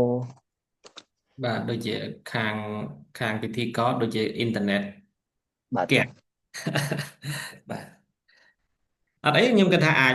លោកសំហួរអាចបន្ថែមទៀតមកបាទហើយក៏ បាទ ឲ្យ ហ្នឹងហើយដូចជាហ្នឹងក៏ជំនាន់ខ្ញុំដូចជាឧបសគ្គមានតែប៉ុណ្្នឹងទេគ្រូហើយជំនាញផ្សេងមុខវិជ្ជាផ្សេងដូចជាយើងអត់មានបញ្ហាអីដែរ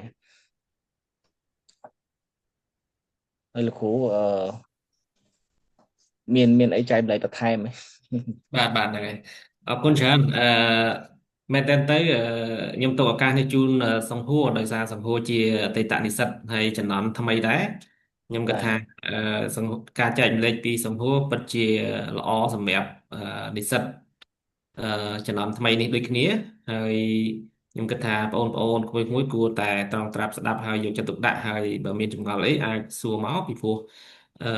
វេទិកានេះគឺជាវេទិកាមួយដែលផ្ដល់ឱកាសឲ្យក្មួយៗបងប្អូននិស្សិតហ្នឹងទទួលបាននៅការជំនួយស្មារតីបន្ថែមមែនតើទៅដូចខ្ញុំជំរាបជូនអ្នកនរគ្នាអញ្ចឹងថាការជំនាន់ខ្ញុំគឺមិនដឹងថាចាប់មុខជាអីទេពេលខ្លះដឹងថាអូលុយយករៀន management បាទរៀន manager រៀនអីទៅប៉ុន្តែពេលខ្លះវាអាស្រ័យទៅលើ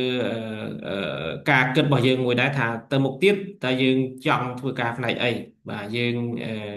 គិតថាអនុពិបាកអត់ស្រួលអត់បាទមុខជាអីផ្សេងណាអញ្ចឹងនេះហើយដែលកម្មវិធីនេះហើយដែលខ្ញុំគិតថាផ្ដល់ជាជំនួយស្មារតីដល់បងប្អូនមួយនិស្សិតច្រើនមែនទែនបាទហើយការរៀនអីក៏ដោយខ្ញុំគិតថាកុំខ្លាចបាទកុំខ្លាច apply សិនទៅដាក់ពាក្យប្រឡងចូលរៀនសាលាខ្លះត្រូវការដាក់ពាក្យបាទសាលាខ្លះអត់បាច់ ដាក់ពាក្យប្រឡងបាទសាលាខ្លះដាក់ពាក្យតែមិនបាច់ប្រឡងក៏បានដែរតាមដឹងសាលាខ្លះគឺមានអាហារូបករណ៍ទៀតជាពិសេសនិទេសខ្ពស់ហ្នឹងគឺអាចនឹងទទួលបានអាហារូបករណ៍គួរសមបាទហើយអឺសំខាន់យើងប្រឹងប្រែង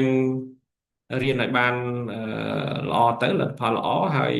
ឲ្យបានជាប់សពគ្រប់ចំពោះការងារធ្វើការពេលខ្លះមិនទៀងទេអាចថា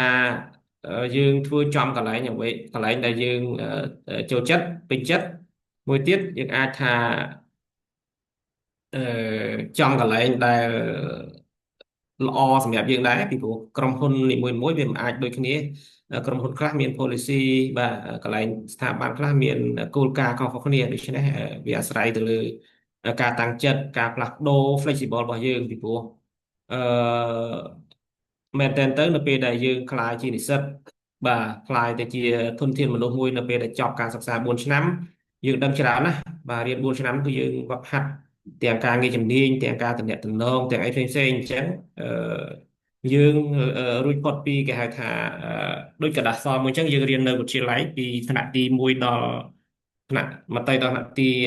12បាទន័យថាជាអឺមុខវិជ្ជាទូទៅមួយដែលយើងបានដឹងអស់ហើយមែនតើទៅដឹងសពគ្រប់ហើយនៅតែជំនាញមួយដែលយើងត្រូវការរៀនដើម្បីយកមកបំពេញធ្វើការបំពេញការងារដើម្បីរកចំណូលបាទដូច្នេះអឺនៅពេលដែលយើងរៀនចប់4ឆ្នាំនោះក៏មិនមែនថាយើងចេះតែជំនាញ logistics ឬ supply chain ហ្នឹងក៏យើងអាចដឹងអំពីការទំនាក់ទំនងបាទអ្វីដែលគួរធ្វើអ្វីដែលមិនគួរហើយនឹងការសម្រេចចិត្តអីផ្សេងយើងនឹងមានការសម្រេចចិត្តខ្ពស់ជាងមុនហើយការគិតចារណាបានខ្ពស់ជាងមុនផងដែរបាទដូច្នោះហើយបានជាឪពុកម្ដាយគ្រប់រូបបាទប្រឹងប្រែងរកថវិកាបាទទាំងលំបាកដើម្បីឲ្យកូនបានរៀនឲ្យបានខ្ពស់បាទពីព្រោះមានតែចំណេះដឹងនេះហើយដែលជាអឺអឺឧបករណ៍មួយត្រួសត្រាយផ្លូវបាទទាំងអឺត្រួសត្រាយផ្លូវឲ្យបងប្អូនមួយនិស្សិតហ្នឹងបានអនាគតល្អបាទសូមអរគុណ ចាអរគុណច្រើនលោកគ្រូមុនហ្នឹងខ្ញុំដាច់អ៊ីនធឺណិត បាទ ខ្ញុំនិយាយទៅខ្ញុំដាច់ប៉ិតហ្មងចាសូមទោសផងលោកគ្រូសូមទោសបងប្អូនដូចគ្នា ជួយសម្របសម្រួលបន្ថែម ចាអត់បងចឹងខ្ញុំចង់ដោយសារមកខ្ញុំដែរចឹងសុំទោសទៅលើការរអាក់រអួលប៉ុន្តែខ្ញុំចង់ឆ្លើយទៅលើរឿងដែលរឿងឧបសគ្គហ្នឹងឥឡូវហ្នឹងខ្ញុំកំពុងរៀនឆ្នាំទី2ខ្ញុំអត់ទាន់បានជួបនឹងឧបសគ្គនៅឡើយទេប្រហែលជាអាចនឹងជួបតិចទៀតគាត់នៅថាអ្វីដែលខ្ញុំចង់ជំរុញបងប្អូនបើសិនជាតាំងចិត្តថាចង់រៀនជំនាញអីហើយព្យាយាមថាបើជួបឧបសគ្គខឹងរៀនទៀតព្រោះបកក្រោយលែងរួចប្រាប់ខ្លួនឯងថាអញ្ចឹងថាបកក្រោយរួចទេចូលឆ្នាំទី2គឺត្រូវទៅមុខហើយពេលខ្លះយើងស្រឡាញ់ដែរដល់ពេលរៀនទៅប៉ះមុខវិជ្ជាណាអត់បានបន្ទុកដូចខ្លួនឯងបងលេងភ័យបដ ாய் លេងថាចប់ហើយអញអត់ដឹងត្រូវធ្វើមិនអីចឹងណា like it's more than that so try your best ពេលកំពុងតែរៀនតែខ្ញុំនិយាយសិនហ្នឹងពេលហ្នឹងឥឡូវខ្ញុំអត់តន់ជួបបញ្ហាតែថ្ងៃក្រោយជួបបញ្ហាខ្ញុំក៏អត់ដឹងតែខ្ញុំក៏អត់មានគំនិតថាចង់បោះបង់ចោលនៅថ្ងៃក្រោយដូចគ្នាចឹងខ្ញុំចង់ចូលទៅសំណួរមួយទៀតខ្ញុំចង់សួរទៅបងសង្ហួរថាពេលដែលបងចូលរៀនដំបូងហ្នឹងមានការប្រឡងចូលអត់បងរបៀបថា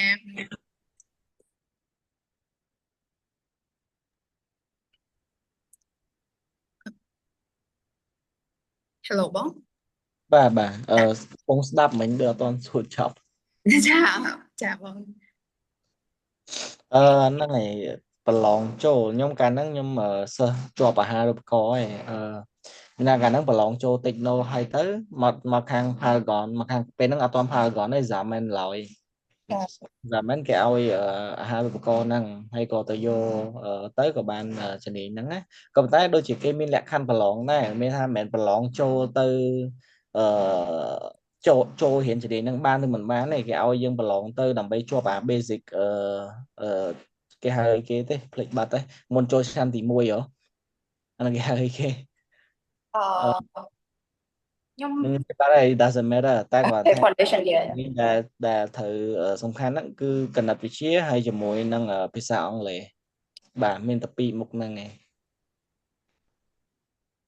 ចាបងចំពោះវិញសម្រាប់សាលាខ្ញុំគឺត្រូវប្រឡងចូលចំនួន3មុខអញ្ចឹងមានកណិតវប្បធម៌ទូទៅហើយអង់គ្លេសសូមន័យថា you guys focus ទៅពីពេលទៅសួរពេលដែលយើងទៅសួរព័ត៌មានសាលានីមួយដែលបងប្អូនចង់ចូលរៀនហ្នឹងបងប្អូនអាចទៅសាកសួរគេទៅថាពេលដែលប្រឡងចូលត្រូវធៀបអីគេខ្លះអញ្ចឹងយើងគួរតែធៀបប្រព័ន្ធអីចឹងខ្ញុំចង់ឆ្លើយទៅលើសំណួរមួយដែលបងប្អូនបានសួរថាតើមានភាពខុសគ្នាអ្វីខ្លះរវាងជំនាញគ្រប់គ្រងការដឹកជញ្ជូននិងជំនាញគ្រប់គ្រងភស្តុភារកម្មអញ្ចឹងខ្ញុំចង់ឲ្យ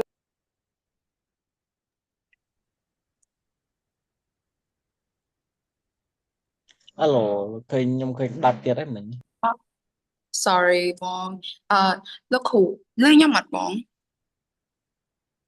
បាទ អូខេអញ្ចឹងខ្ញុំសូមម្ដងទៀត ចង់សួរទៅលោកគ្រូថាលោកគ្រូអាចជួយបកស្រាយទៅលើសំណួរមួយដែលបងប្អូនសួរមកថាតើតើភាពខុសគ្នារវាង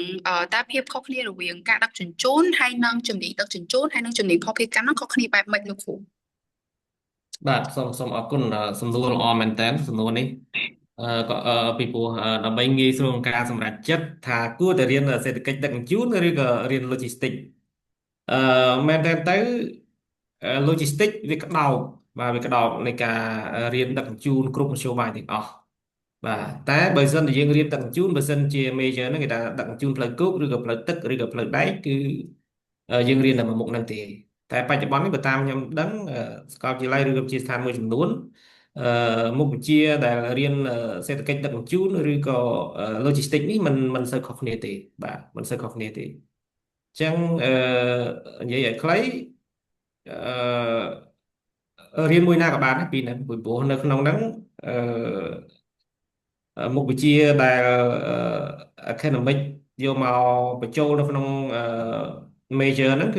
គឺវាអត់សូវខុសគ្នាបាទអត់សូវខុសគ្នាទេគាត់ថា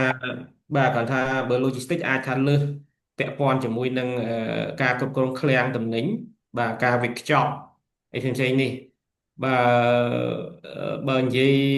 ដាច់ដោយឡែកការគ្រប់គ្រងការដឹកជញ្ជូនបច្ចុប្បន្ននេះនៅក្រុមហ៊ុនសមាជិករបស់សមាគមគឺយើងមានក្រុមហ៊ុនផ្សេងគឺគាត់អញ្ចេះបាទន័យថាគាត់ធ្វើការតែដឹកជញ្ជូនតែមួយមុខឯងបាទដឹកជញ្ជូនតែមួយមុខឯងប៉ុន្តែបើក្នុងន័យសិក្សា academic ការរៀនការដឹកជញ្ជូនមិនមែនរៀនដឹកជញ្ជូនមួយមុខទេបាទមានទាំងពីចំណេះដឹងផ្សេងៗពាក់ព័ន្ធជាមួយនឹងគយបាទពាក់ព័ន្ធជាមួយនឹងដឹកជញ្ជូនឆ្លងកាត់ព្រំដែនបាទពាក់ព័ន្ធជាមួយនឹងឯកសារជូនទិញអីផ្សេងៗជាដើមបាទប៉ុន្តែបើនិយាយក្នុងន័យជាក់ស្ដែងតែក្នុងន័យធ្វើការតែម្ដងណាបាទក្រុមហ៊ុនដឹកជញ្ជូនគឺគាត់មានឡានប្រហែលជាពិបាកយល់តិចសម្រាប់បងប្អូននិស្សិតមានថាគាត់មានរថយន្តឬក៏មានក្រុមហ៊ុនមួយដែលមានរថយន្តច្រើនក្នុងការធ្វើការដឹកជញ្ជូនបាទអញ្ចឹងគាត់ focus តែលើការដឹកជញ្ជូនទេបាទផ្លូវគោកប៉ុន្តែបើនៅក្នុងនៃសិក្សា academic ការដឹកជញ្ជូននៅក្នុងហ្នឹងគឺមានការរៀនទាំងពីអឺពាក់ព័ន្ធជាមួយនឹងឯកសារបញ្ជូនទំនិញបាទឯកសារពាក់ព័ន្ធជាមួយនឹង Incoterm ឧទាហរណ៍ដូចជា international លក្ខខណ្ឌស្តង់ដារពាណិជ្ជកម្មអន្តរជាតិបាទពាក់ព័ន្ធជាមួយនឹងការដឹកជញ្ជូនឆ្លងកាត់ទៅអន្តរជាតិជាដើមបាទសូមអរគុណចាអរគុណច្រើនលោកគ្រូសម្រាប់ការបកស្រាយហើយក៏មានសំណួរមួយទៀតដែលខ្ញុំគិតថាគួរតែឆ្លើយចូលគ្នាហ្មងទៅដោយសារអឺលោកគ្រូអាច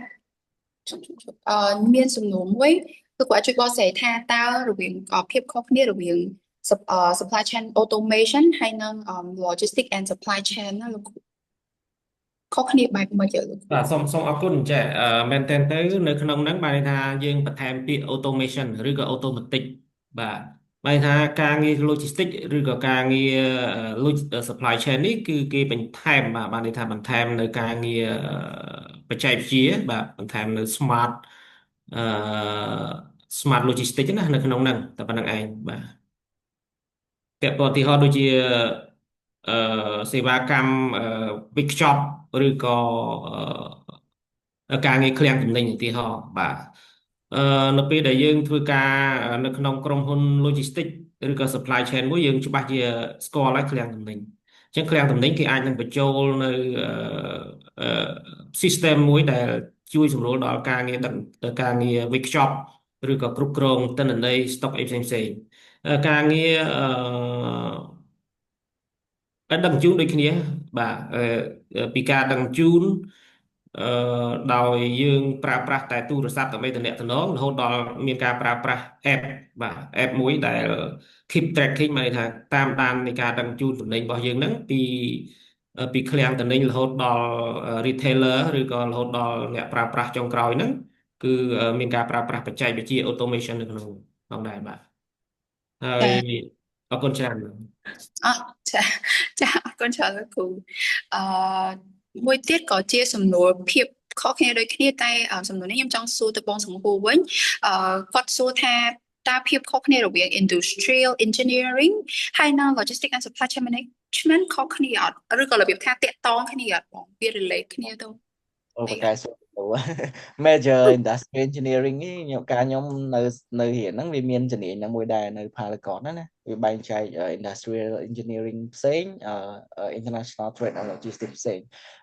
វារៀងប្រតិកាលាគ្នាដែរគ្រាន់តែថា more likely industrial engineering គឺគេផ្ដោតទៅលើដូចជា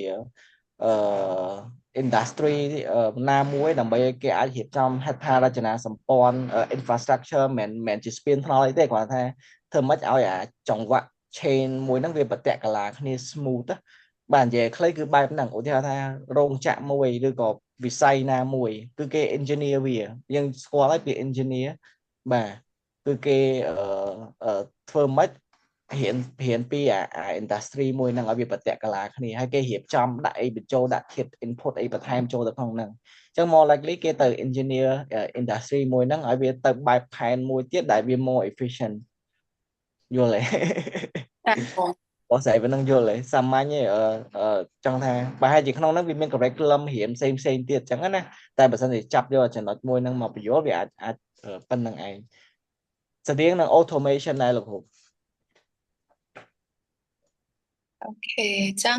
អរគុណច្រើនបងអញ្ចឹងបើសិនជាបងប្អូននៅតែអត់អាចបែងចែកឬក៏គិតថាអត់ច្បាស់អីអាចត្រប់សំណួរថែមឬក៏បើកម៉ែកនិយាយសួរទៅកាន់វាគ្មិនយើងក៏បានដែរអញ្ចឹងខ្ញុំសូម move ទៅសំណួរមួយទៀតសូម ថា បន្ថែមតាក់ទងជាមួយការប្រឡងមិញណាខ្លាចគ្នាយើងចាប់ខុសទៅតែយើងគិតក្នុងន័យផ្សេង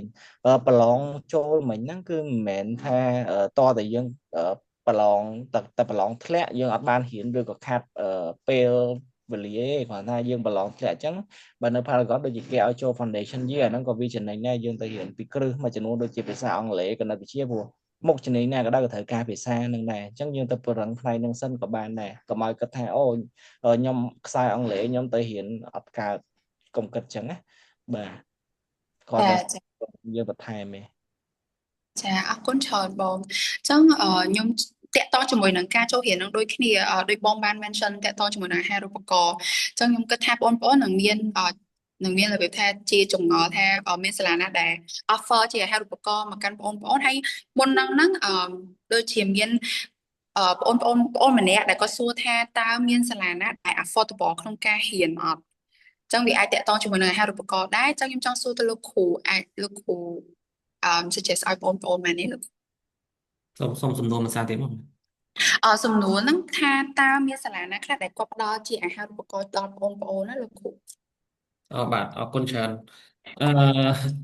បើអញ្ចឹងនិយាយតែសាលាដែលខ្លួនឯងបរៀនហ្នឹងព្រោះដឹងតែសាលាខ្លួនឯងបរៀនហ្នឹងវាអាហារូបករណ៍បាទនៅវិទ្យាស្ថានដែលជួសែនសាធារណការដឹកជញ្ជូនបាទនៅវិទ្យាស្ថានហ្នឹងគឺគាត់បើកមកដល់ពេលនេះដូចជា4ឆ្នាំ5ឆ្នាំហើយគឺគាត់មានអាហារូបករណ៍ប៉ុន្តែអាហារូបករណ៍នេះគឺតម្រូវឲ្យយើងនឹងដាក់ពាក្យប្រឡងសិនបាទនៅពេលដែលប្រឡងជាប់ទៅបានបន្ទុកកម្រិតណាគឺអាហារូបករណ៍គេបានកម្រិតនោះបាទហើយកុំបារម្ភអីអ្នកនរអគ្នាជាទូទៅគឺយើងមកដាក់ពាក្យប្រឡងមិនងាយធ្លាក់ទេបាទគ្រាន់ថាអាហារូបករណ៍ទៅតាម level អញ្ចឹងណាបាទហើយនៅសាកលវិទ្យាល័យផ្សេងបងប្អូនអាចធ្វើការស្រាវជ្រាវតាមរយៈប្រព័ន្ធបណ្ដាញសង្គម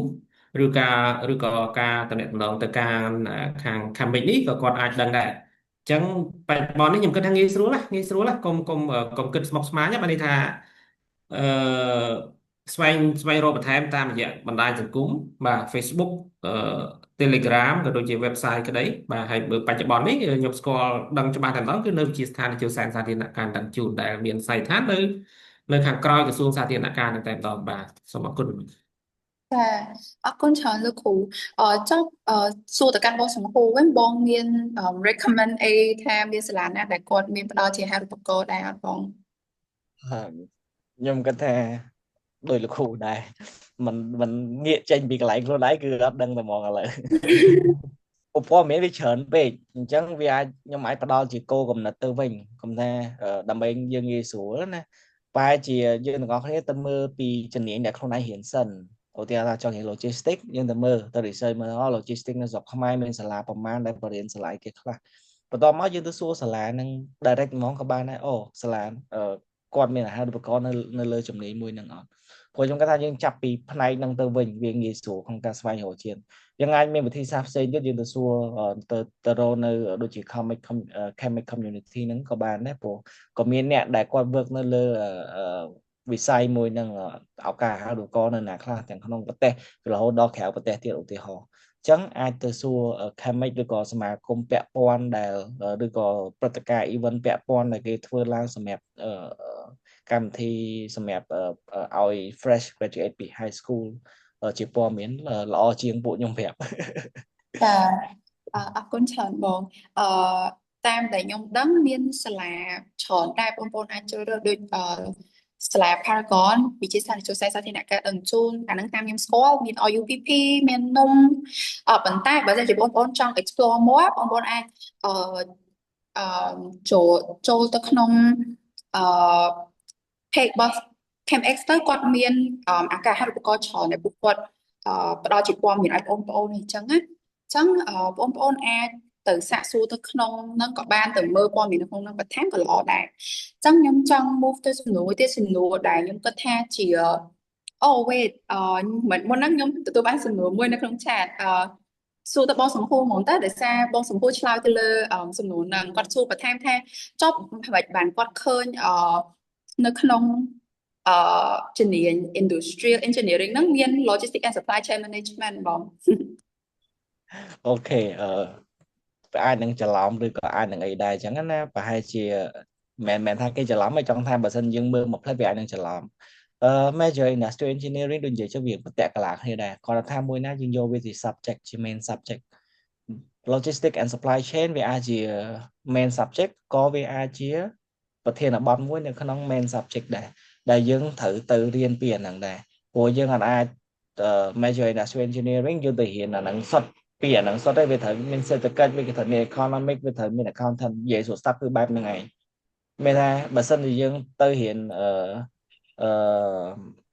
economic យើងអាចនឹងសួរថាអូមិនបានខ្ញុំទៅរៀន logistics គេដាក់ economic ឲ្យខ្ញុំរៀនដែរវាបែបហ្នឹងឯងអញ្ចឹងឲ្យស្រួលស្ដាប់គឺវាជាផ្នែកមួយនៅក្នុងជំនាញ curriculum មួយដែលយើងត្រូវតែដឹងដែរមានថាយើងត្រូវដឹងពីឆ្វេងស្ដាំនៃជំនាញយើងមានអីគេខ្លះដែរអញ្ចឹងណាព្រោះវាប្រតិកន្លាគ្នាទេ at the end of the day បាទអរគុណអរគុណច្រើនបងសម្រាប់ការបកស្រាយឥឡូវយើង move ទៅសំណួរមួយដែលខ្ញុំក៏ចង់ស្ដាប់ដូចគ្នាព្រោះភ័យដែរខ្លះរៀនទៅចេញទៅវិញអត់មានការងារធ្វើអីចឹងណាអញ្ចឹងជាចម្ងល់ទាំងសម្រាប់ខ្ញុំទាំងសម្រាប់បងប្អូនដូចគ្នាថាតើពួកគាត់ចេញទៅហ្នឹងពួកគាត់នឹងធ្វើការអីគេហើយគាត់ធ្វើការទៅលើរបៀបថាគ្រឹះស្ថានបែបណាគាត់អាចធ្វើការទៅលើដូចថាផ្នែកមួយណានៃ logistics and supply chain ហ្នឹងណាអញ្ចឹងខ្ញុំចង់សួរទៅកាន់លោកគ្រូដែលថាលោកគ្រូគឺជាប្រធានផ្នែកបណ្ដុះបណ្ដាលនៅក្នុងសមាគមហ្មងអញ្ចឹងលោកគ្រូអាចជួយផ្ដល់ជាព័ត៌មានទៅកាន់បងប្អូនក៏ដូចជានាងខ្ញុំដូចគ្នាចាអរគុណច្រើនលោកបាទសូមអរគុណសំណួរល្អមែនតើហើយដែលខ្ញុំគិតថាសំណួរនេះបងប្អូនក្មួយនិស្សិតពិតជាចង់ដឹងណាពីព្រោះពេលខ្លះគេហៅថាដាក់ទុនវិនិយោគណាដាក់ទុនវិនិយោគមិនចាហើយថាអ្នកនរគ្នាដាក់ពាក្យប្រឡងចូលរៀននៅមហាវិទ្យាល័យឬក៏ជាស្ថានគឺបានន័យថាគិតទុកមុនហើយថាខ្ញុំពេលដែលចប់4ឆ្នាំឬក៏ឆ្នាំទី3ទី4ខ្ញុំនឹងរកការងារបានធ្វើហើយបាទច្បាស់ជាគិតអញ្ចឹងហ្នឹងមែនទេបងមានបងប្អូនបាទខ្ញុំគិតថាអញ្ចឹងពីព្រោះខ្ញុំក៏ឆ្លងកាត់ដូចអ្នកនរគ្នាដែរហើយដែលបើកវងចោតតិចនៅពេលដែលកាលខ្ញុំរៀន99ខ្ញុំជាប់មហាវិទ្យាល័យឆ្នាំ2010 14 15គឺខ្ញុំបានស្ម័គ្រចិត្តបាទយើងអត់រើសការងារដំបូងយើងស្ម័គ្រចិត្តសិន volunteer ឬក៏ intern នៅក្នុងក្រុមហ៊ុនស្ថាប័នណាមួយដែលគេផ្ដល់ឱកាសបាទបើនៅវិទ្យាស្ថាននយោបាយនេះបើតាមខ្ញុំដឹងនិស្សិតឆ្នើមដែលជាកូនសិស្សរបស់ខ្ញុំខ្លះនៅពេលដែលឃើញគាត់រៀនបានគួរសមក៏អាចនឹងមានឱកាសនៅពេលដែលក្រសួងឬក៏នាយកដ្ឋាននៃក្រសួងមួយគាត់ត្រូវការគឺគាត់ note ហ្មងបែរថាគាត់អាចជ្រើសរើសជាបុគ្គលិកគេហៅថាកិច្ចសន្យាមិនចឹងអាចថាស្ម័គ្រចិត្តក៏ត្រូវឬក៏គេហៅថានៅក្នុងកិច្ចសន្យាមិនទាន់ខ្លាចជាបុគ្គលិករដ្ឋពេញសិទ្ធទេណាអញ្ចឹងបច្ចុប្បន្ននេះយើងដឹងហើយថាការប្រទេសមួយមានការប្រែប្រួលប្រទេសយើងក៏កំពុងតែត្រូវការចាំបាច់ធនធានមនុស្សឬក៏អ្នកចេះដឹងពិតប្រាកដមួយទៅលើជំនាញផ្សេងហើយជាពិសេសគឺជំនាញ logistics នេះតែម្ដងសម្រាប់វិស័យឯកជន យើងរៀន logistics នេះធ្វើការរត់ក៏បានធ្វើការឯកជនក៏បានហេតុអីពីព្រោះឯកជនហើយរត់នេះគឺដើរមិនទៅគ្នាគ្រាន់ថាមួយផ្នែករត់មួយផ្នែកឯកជនឧទាហរណ៍ logistics និង supply chain បើសិនជាខ្វះ បាទបើសិនជាខ្វះនៅការបង្កើតច្បាប់បទដ្ឋានគតិយុត្តពីរាជរដ្ឋាភិបាលក៏វិស័យ logistics ផ្នែកឯកជននេះក៏មិនអាចធ្វើទៅបានដែរអញ្ចឹងកន្លែងនេះខ្ញុំសូមឆ្លៀតបញ្ជ្រាបចូលបន្តិចថាវិស័យ logistics supply chain នេះមានពីរដែលអ្នកនរគ្នាគួរយល់ដែលសំខាន់គឺមួយគឺផ្នែកទុនបាទផ្នែកទុនគឺពាក់ព័ន្ធជាមួយនឹងច្បាប់បទដ្ឋានគតិយុត្ត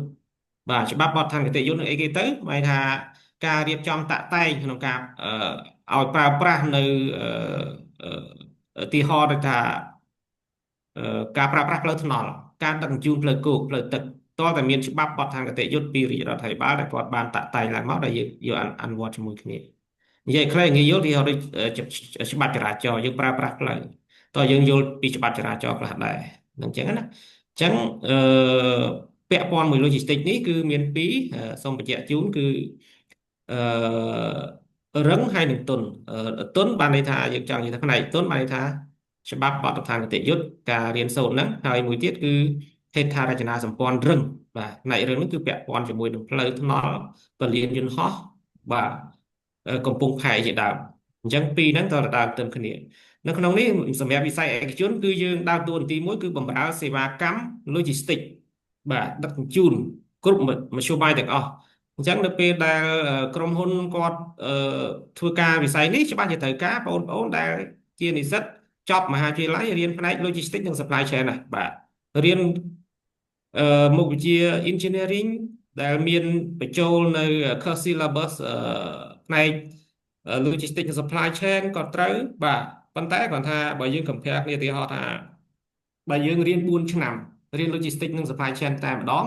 ហើយនឹងយើង compare គ្នាជាមួយនឹងអ្នករៀន4ឆ្នាំប៉ុន្តែយើងរៀនជំនាញផ្សេងតែយើងបញ្ចូលនៅ logistics និង supply chain តែមួយ course ឬក៏ពីរ course វាអាចនឹងអ្នកដែលរៀន4ឆ្នាំពេញគឺអាចនឹងយល់ដឹងច្រើនជាងអញ្ចឹងណាយើងអាចថាមានឱកាសឬក៏ភាគរយច្រើនជាងក្នុងការសម្ភាសជាប់នៅក្នុងក្រុមហ៊ុនបច្ចុប្បន្ននេះបើនិយាយមែនតែនទៅខ្ញុំតំណាងសមាគមភស្តុភារកម្មកម្ពុជាយើងមានសមាជិក160ជាងក្រុមហ៊ុនហើយយើងដឹងថាក្រុមហ៊ុនមួយបុគ្គលិកតិចបំផុតក៏10នាក់ដែររហូតដល់100នាក់ហើយសួរថាតើពួកគាត់នៅមួយកន្លែងអត់ទេពេលខ្លះគាត់អាចនឹងផ្លាស់ប្ដូរ movement ទៅលើឬក៏ទៅកន្លែងផ្សេងឯដែរតាមជាក់ស្ដែងនេះខ្ញុំនិយាយទៅត្រង់អញ្ចឹង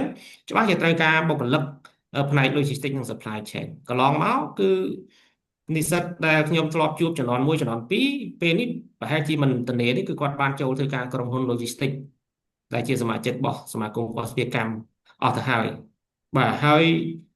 មួយទៀតដូចខ្ញុំនិយាយចឹងអ្នកនរគ្នាបងប្អូននិស្សិតគួរកលេចមើលថាមិនប្រកាសថាអ្នកនរគ្នារៀន logistics supply chain តិចទៅធ្វើការនៅណែក្រុមហ៊ុនផ្សេងសហគ្រាសផ្សេងដែលពាក់ព័ន្ធមួយជំនាញផ្សេងអត់កើតកើតទាំងអស់កើតដូចគ្នាសំខាន់គឺយើង flexible ហើយយើងគិតថាបានន័យថាយើងកុំគិតស្មុគស្មាញណាបានន័យថាសម័យកាលនេះហើយយើងអាច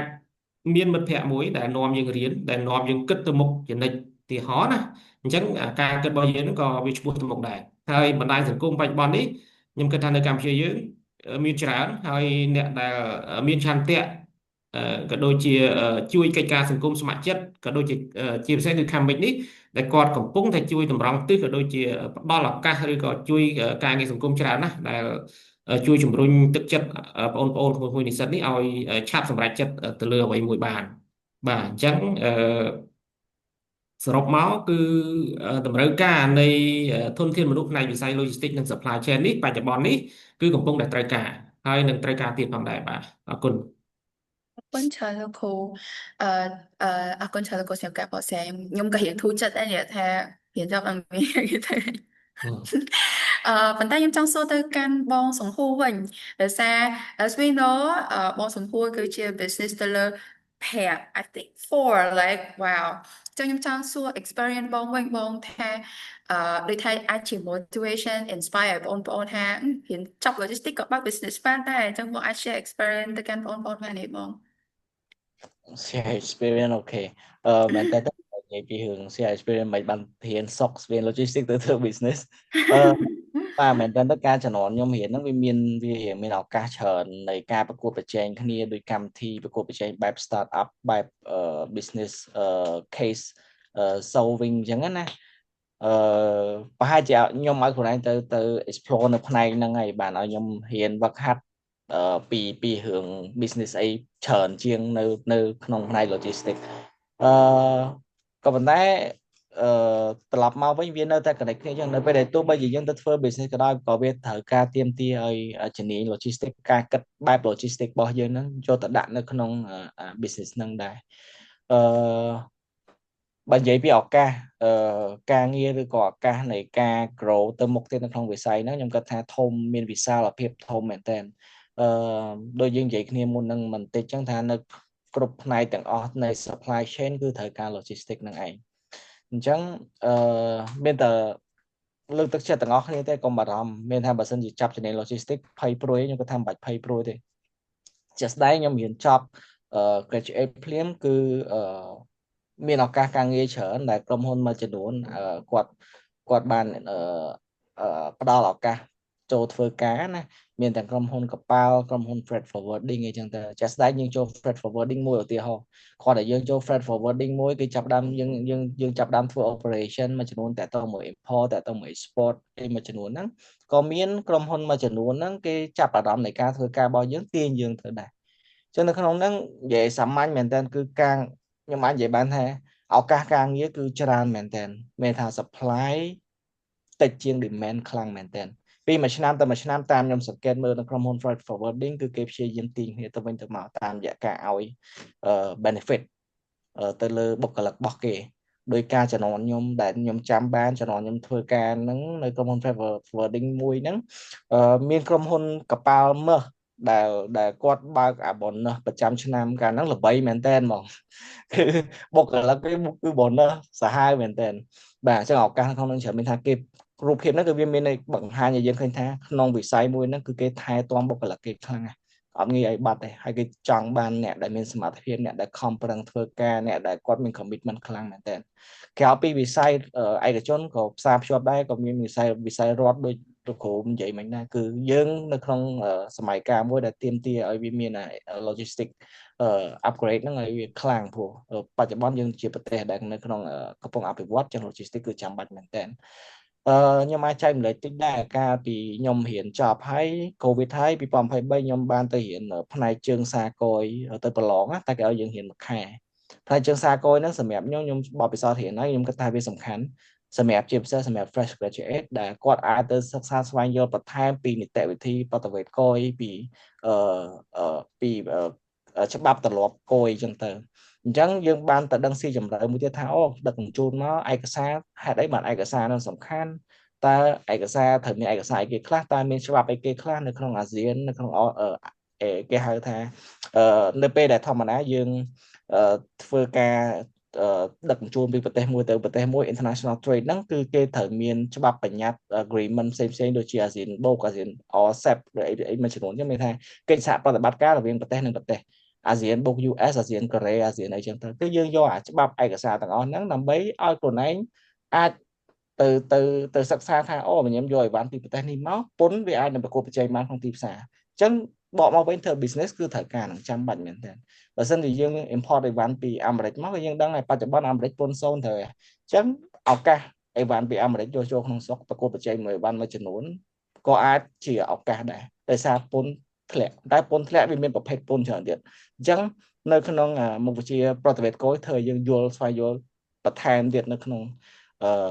major logistics របស់យើងអញ្ចឹងឱកាសវាមានច្រើនមែនតើនិយាយអត់អស់ទេគាត់ណាវានៅក្នុងមួយខ្សែស្រឡាយ supply chain ហ្នឹងគឺយើងអាចមានឱកាសច្រើនអញ្ចឹងបើសិនជា back មកវិញសួរថា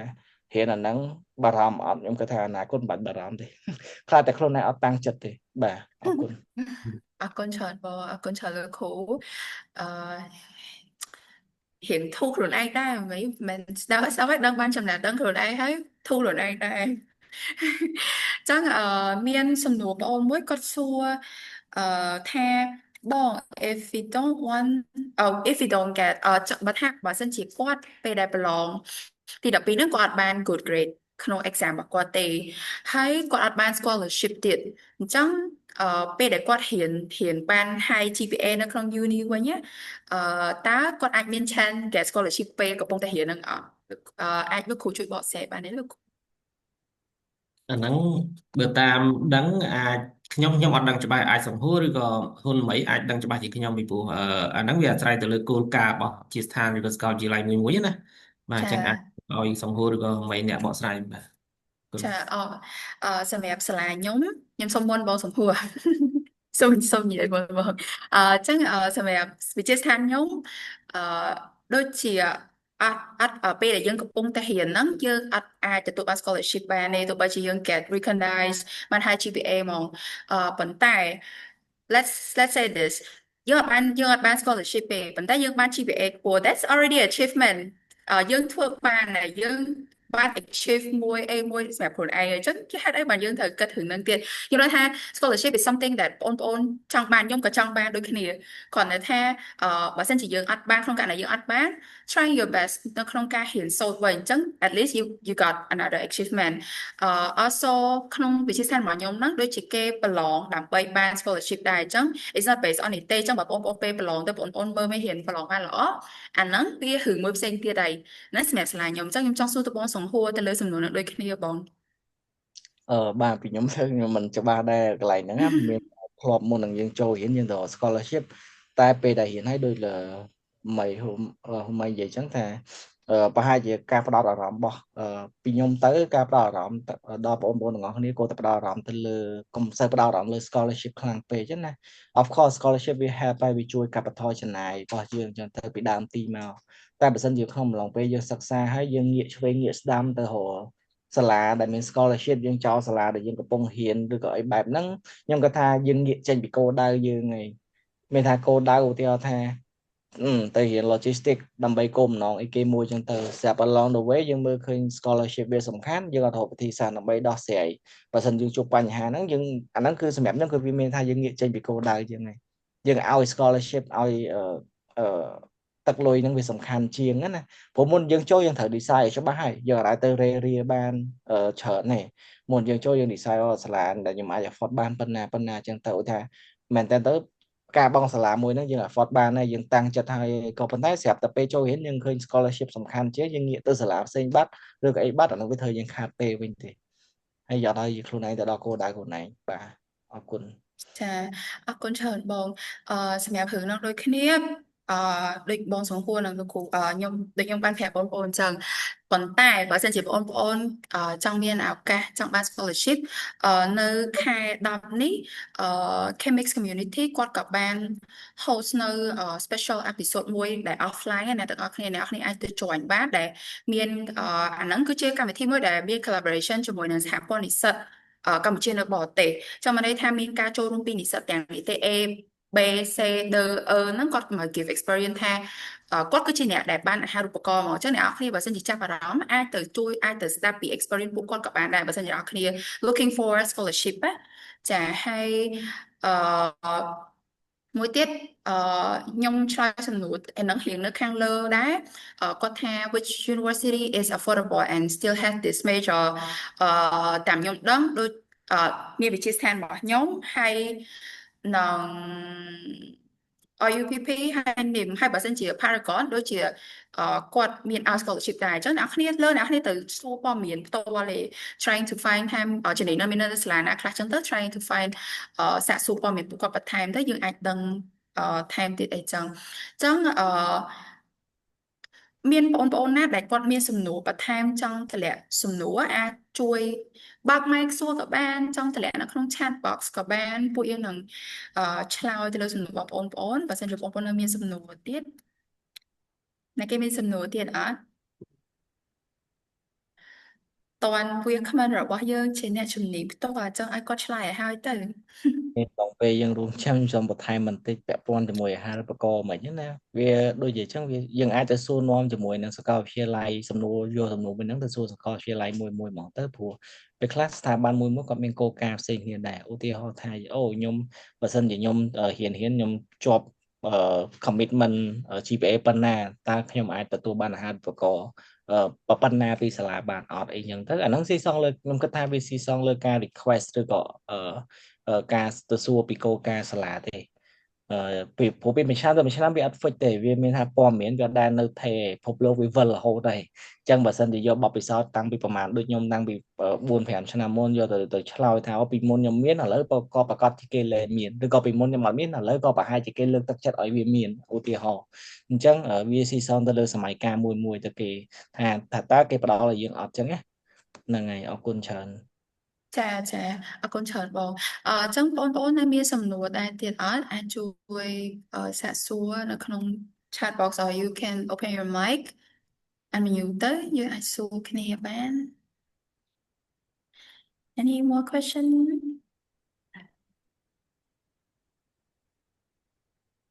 អូលោកគ្រូអានេះសំណួរផ្ទាល់ខ្លួនវិញ សំណួរ facilitator ហ្មងលោកគ្រូគិតថាកម្រិតនៃប្រាក់ខែដែលអាចទទួលបានចូលធ្វើការដំបូងណាអាចបានចន្លោះប៉ុណ្ណាលោកគ្រូខ្ញុំគិតថាបងប្អូនចង់ស្ដាប់ដូចគ្នាតែនេះគឺជាចម្ងល់ផ្ទាល់ខ្លួនរបស់ខ្ញុំដែរលោកគ្រូ សូមអរគុណបាទដែលសួរសំណួរដែលពិបាកឆ្លើយដែរ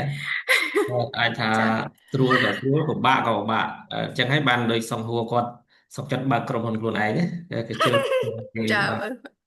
បើកក្រុមហ៊ុនខ្លួនឯងមែនតើចំណេញតាំងពីមកកាក់ម៉ាស៊ីនឡើងក៏យកដែរ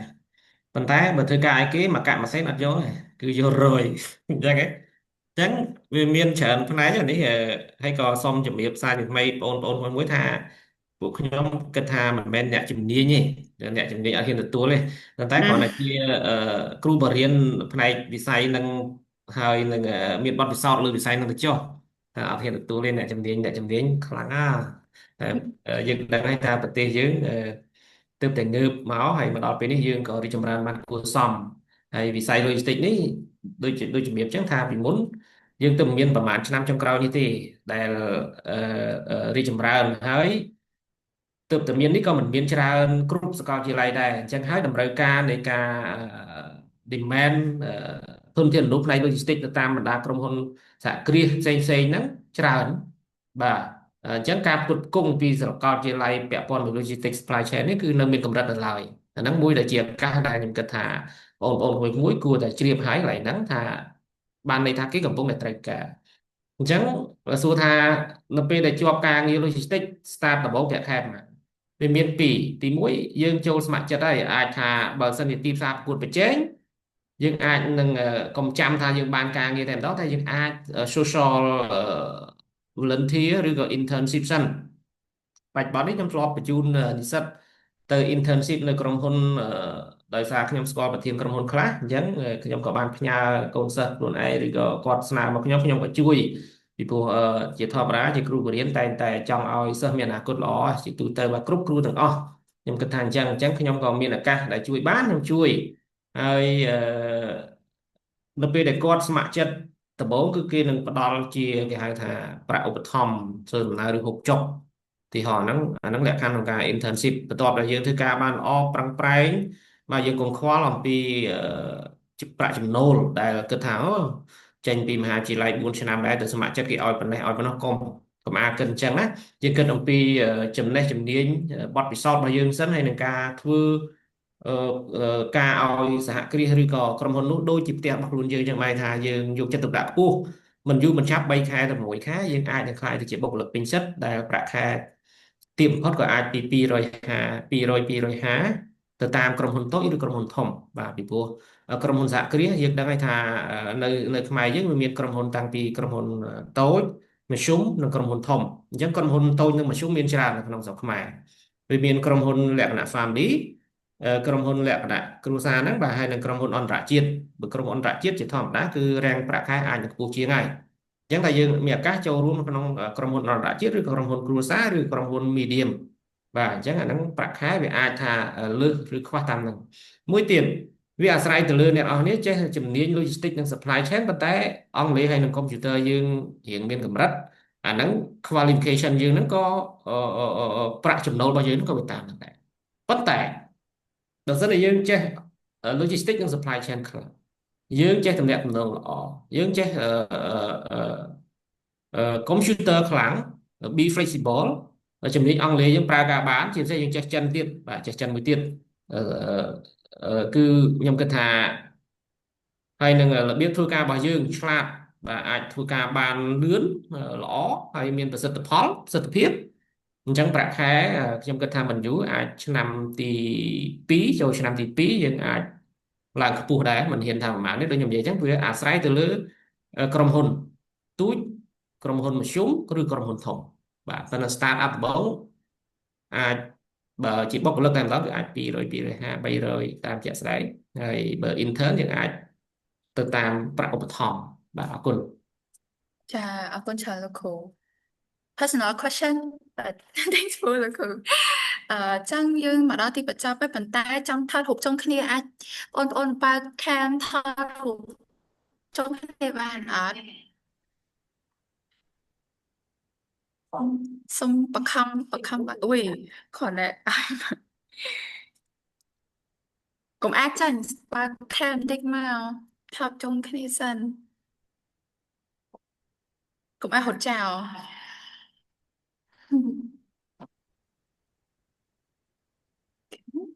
hello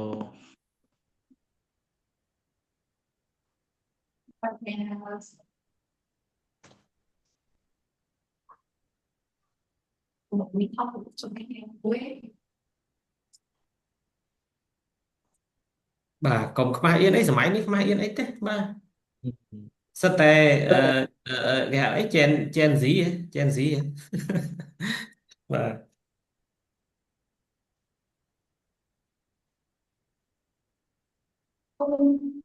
ចា៎ចា៎បាទខ្ញុំចង់ឲ្យដាក់កូនបងលោកគ្រូដល់សុខភាពដែលបានចែកឡើង MC យ៉ាបើកម៉ៃ ច្រឡប់បងសុំតចឹងជាចុងក្រោយខ្ញុំសូមអរគុណដល់លោកគ្រូនិងបងសំហួរដែលបានផ្ដល់ជាចំណេះដឹងរបស់ពិសោធន៍ដល់បងប្អូនហើយចំណេះដឹងទាំងអស់ហ្នឹងក៏ខ្ញុំអាច apply ក្នុងជីវិតខ្ញុំតដូចគ្នាខ្ញុំក៏ទទួលបានចំណេះដឹងធ្វើដូចគ្នាហើយបើសិនជាបងប្អូននៅតែមានចម្ងល់ផ្សេងទៀតអាចtext មកនាងខ្ញុំផ្ទាល់ក៏បានដែរអាច text នៅក្នុង Facebook ខ្ញុំផ្ទាល់ក៏បានហើយនៅសប្តាហ៍អាច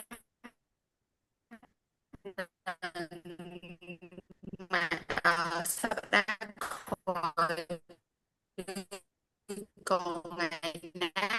ដែល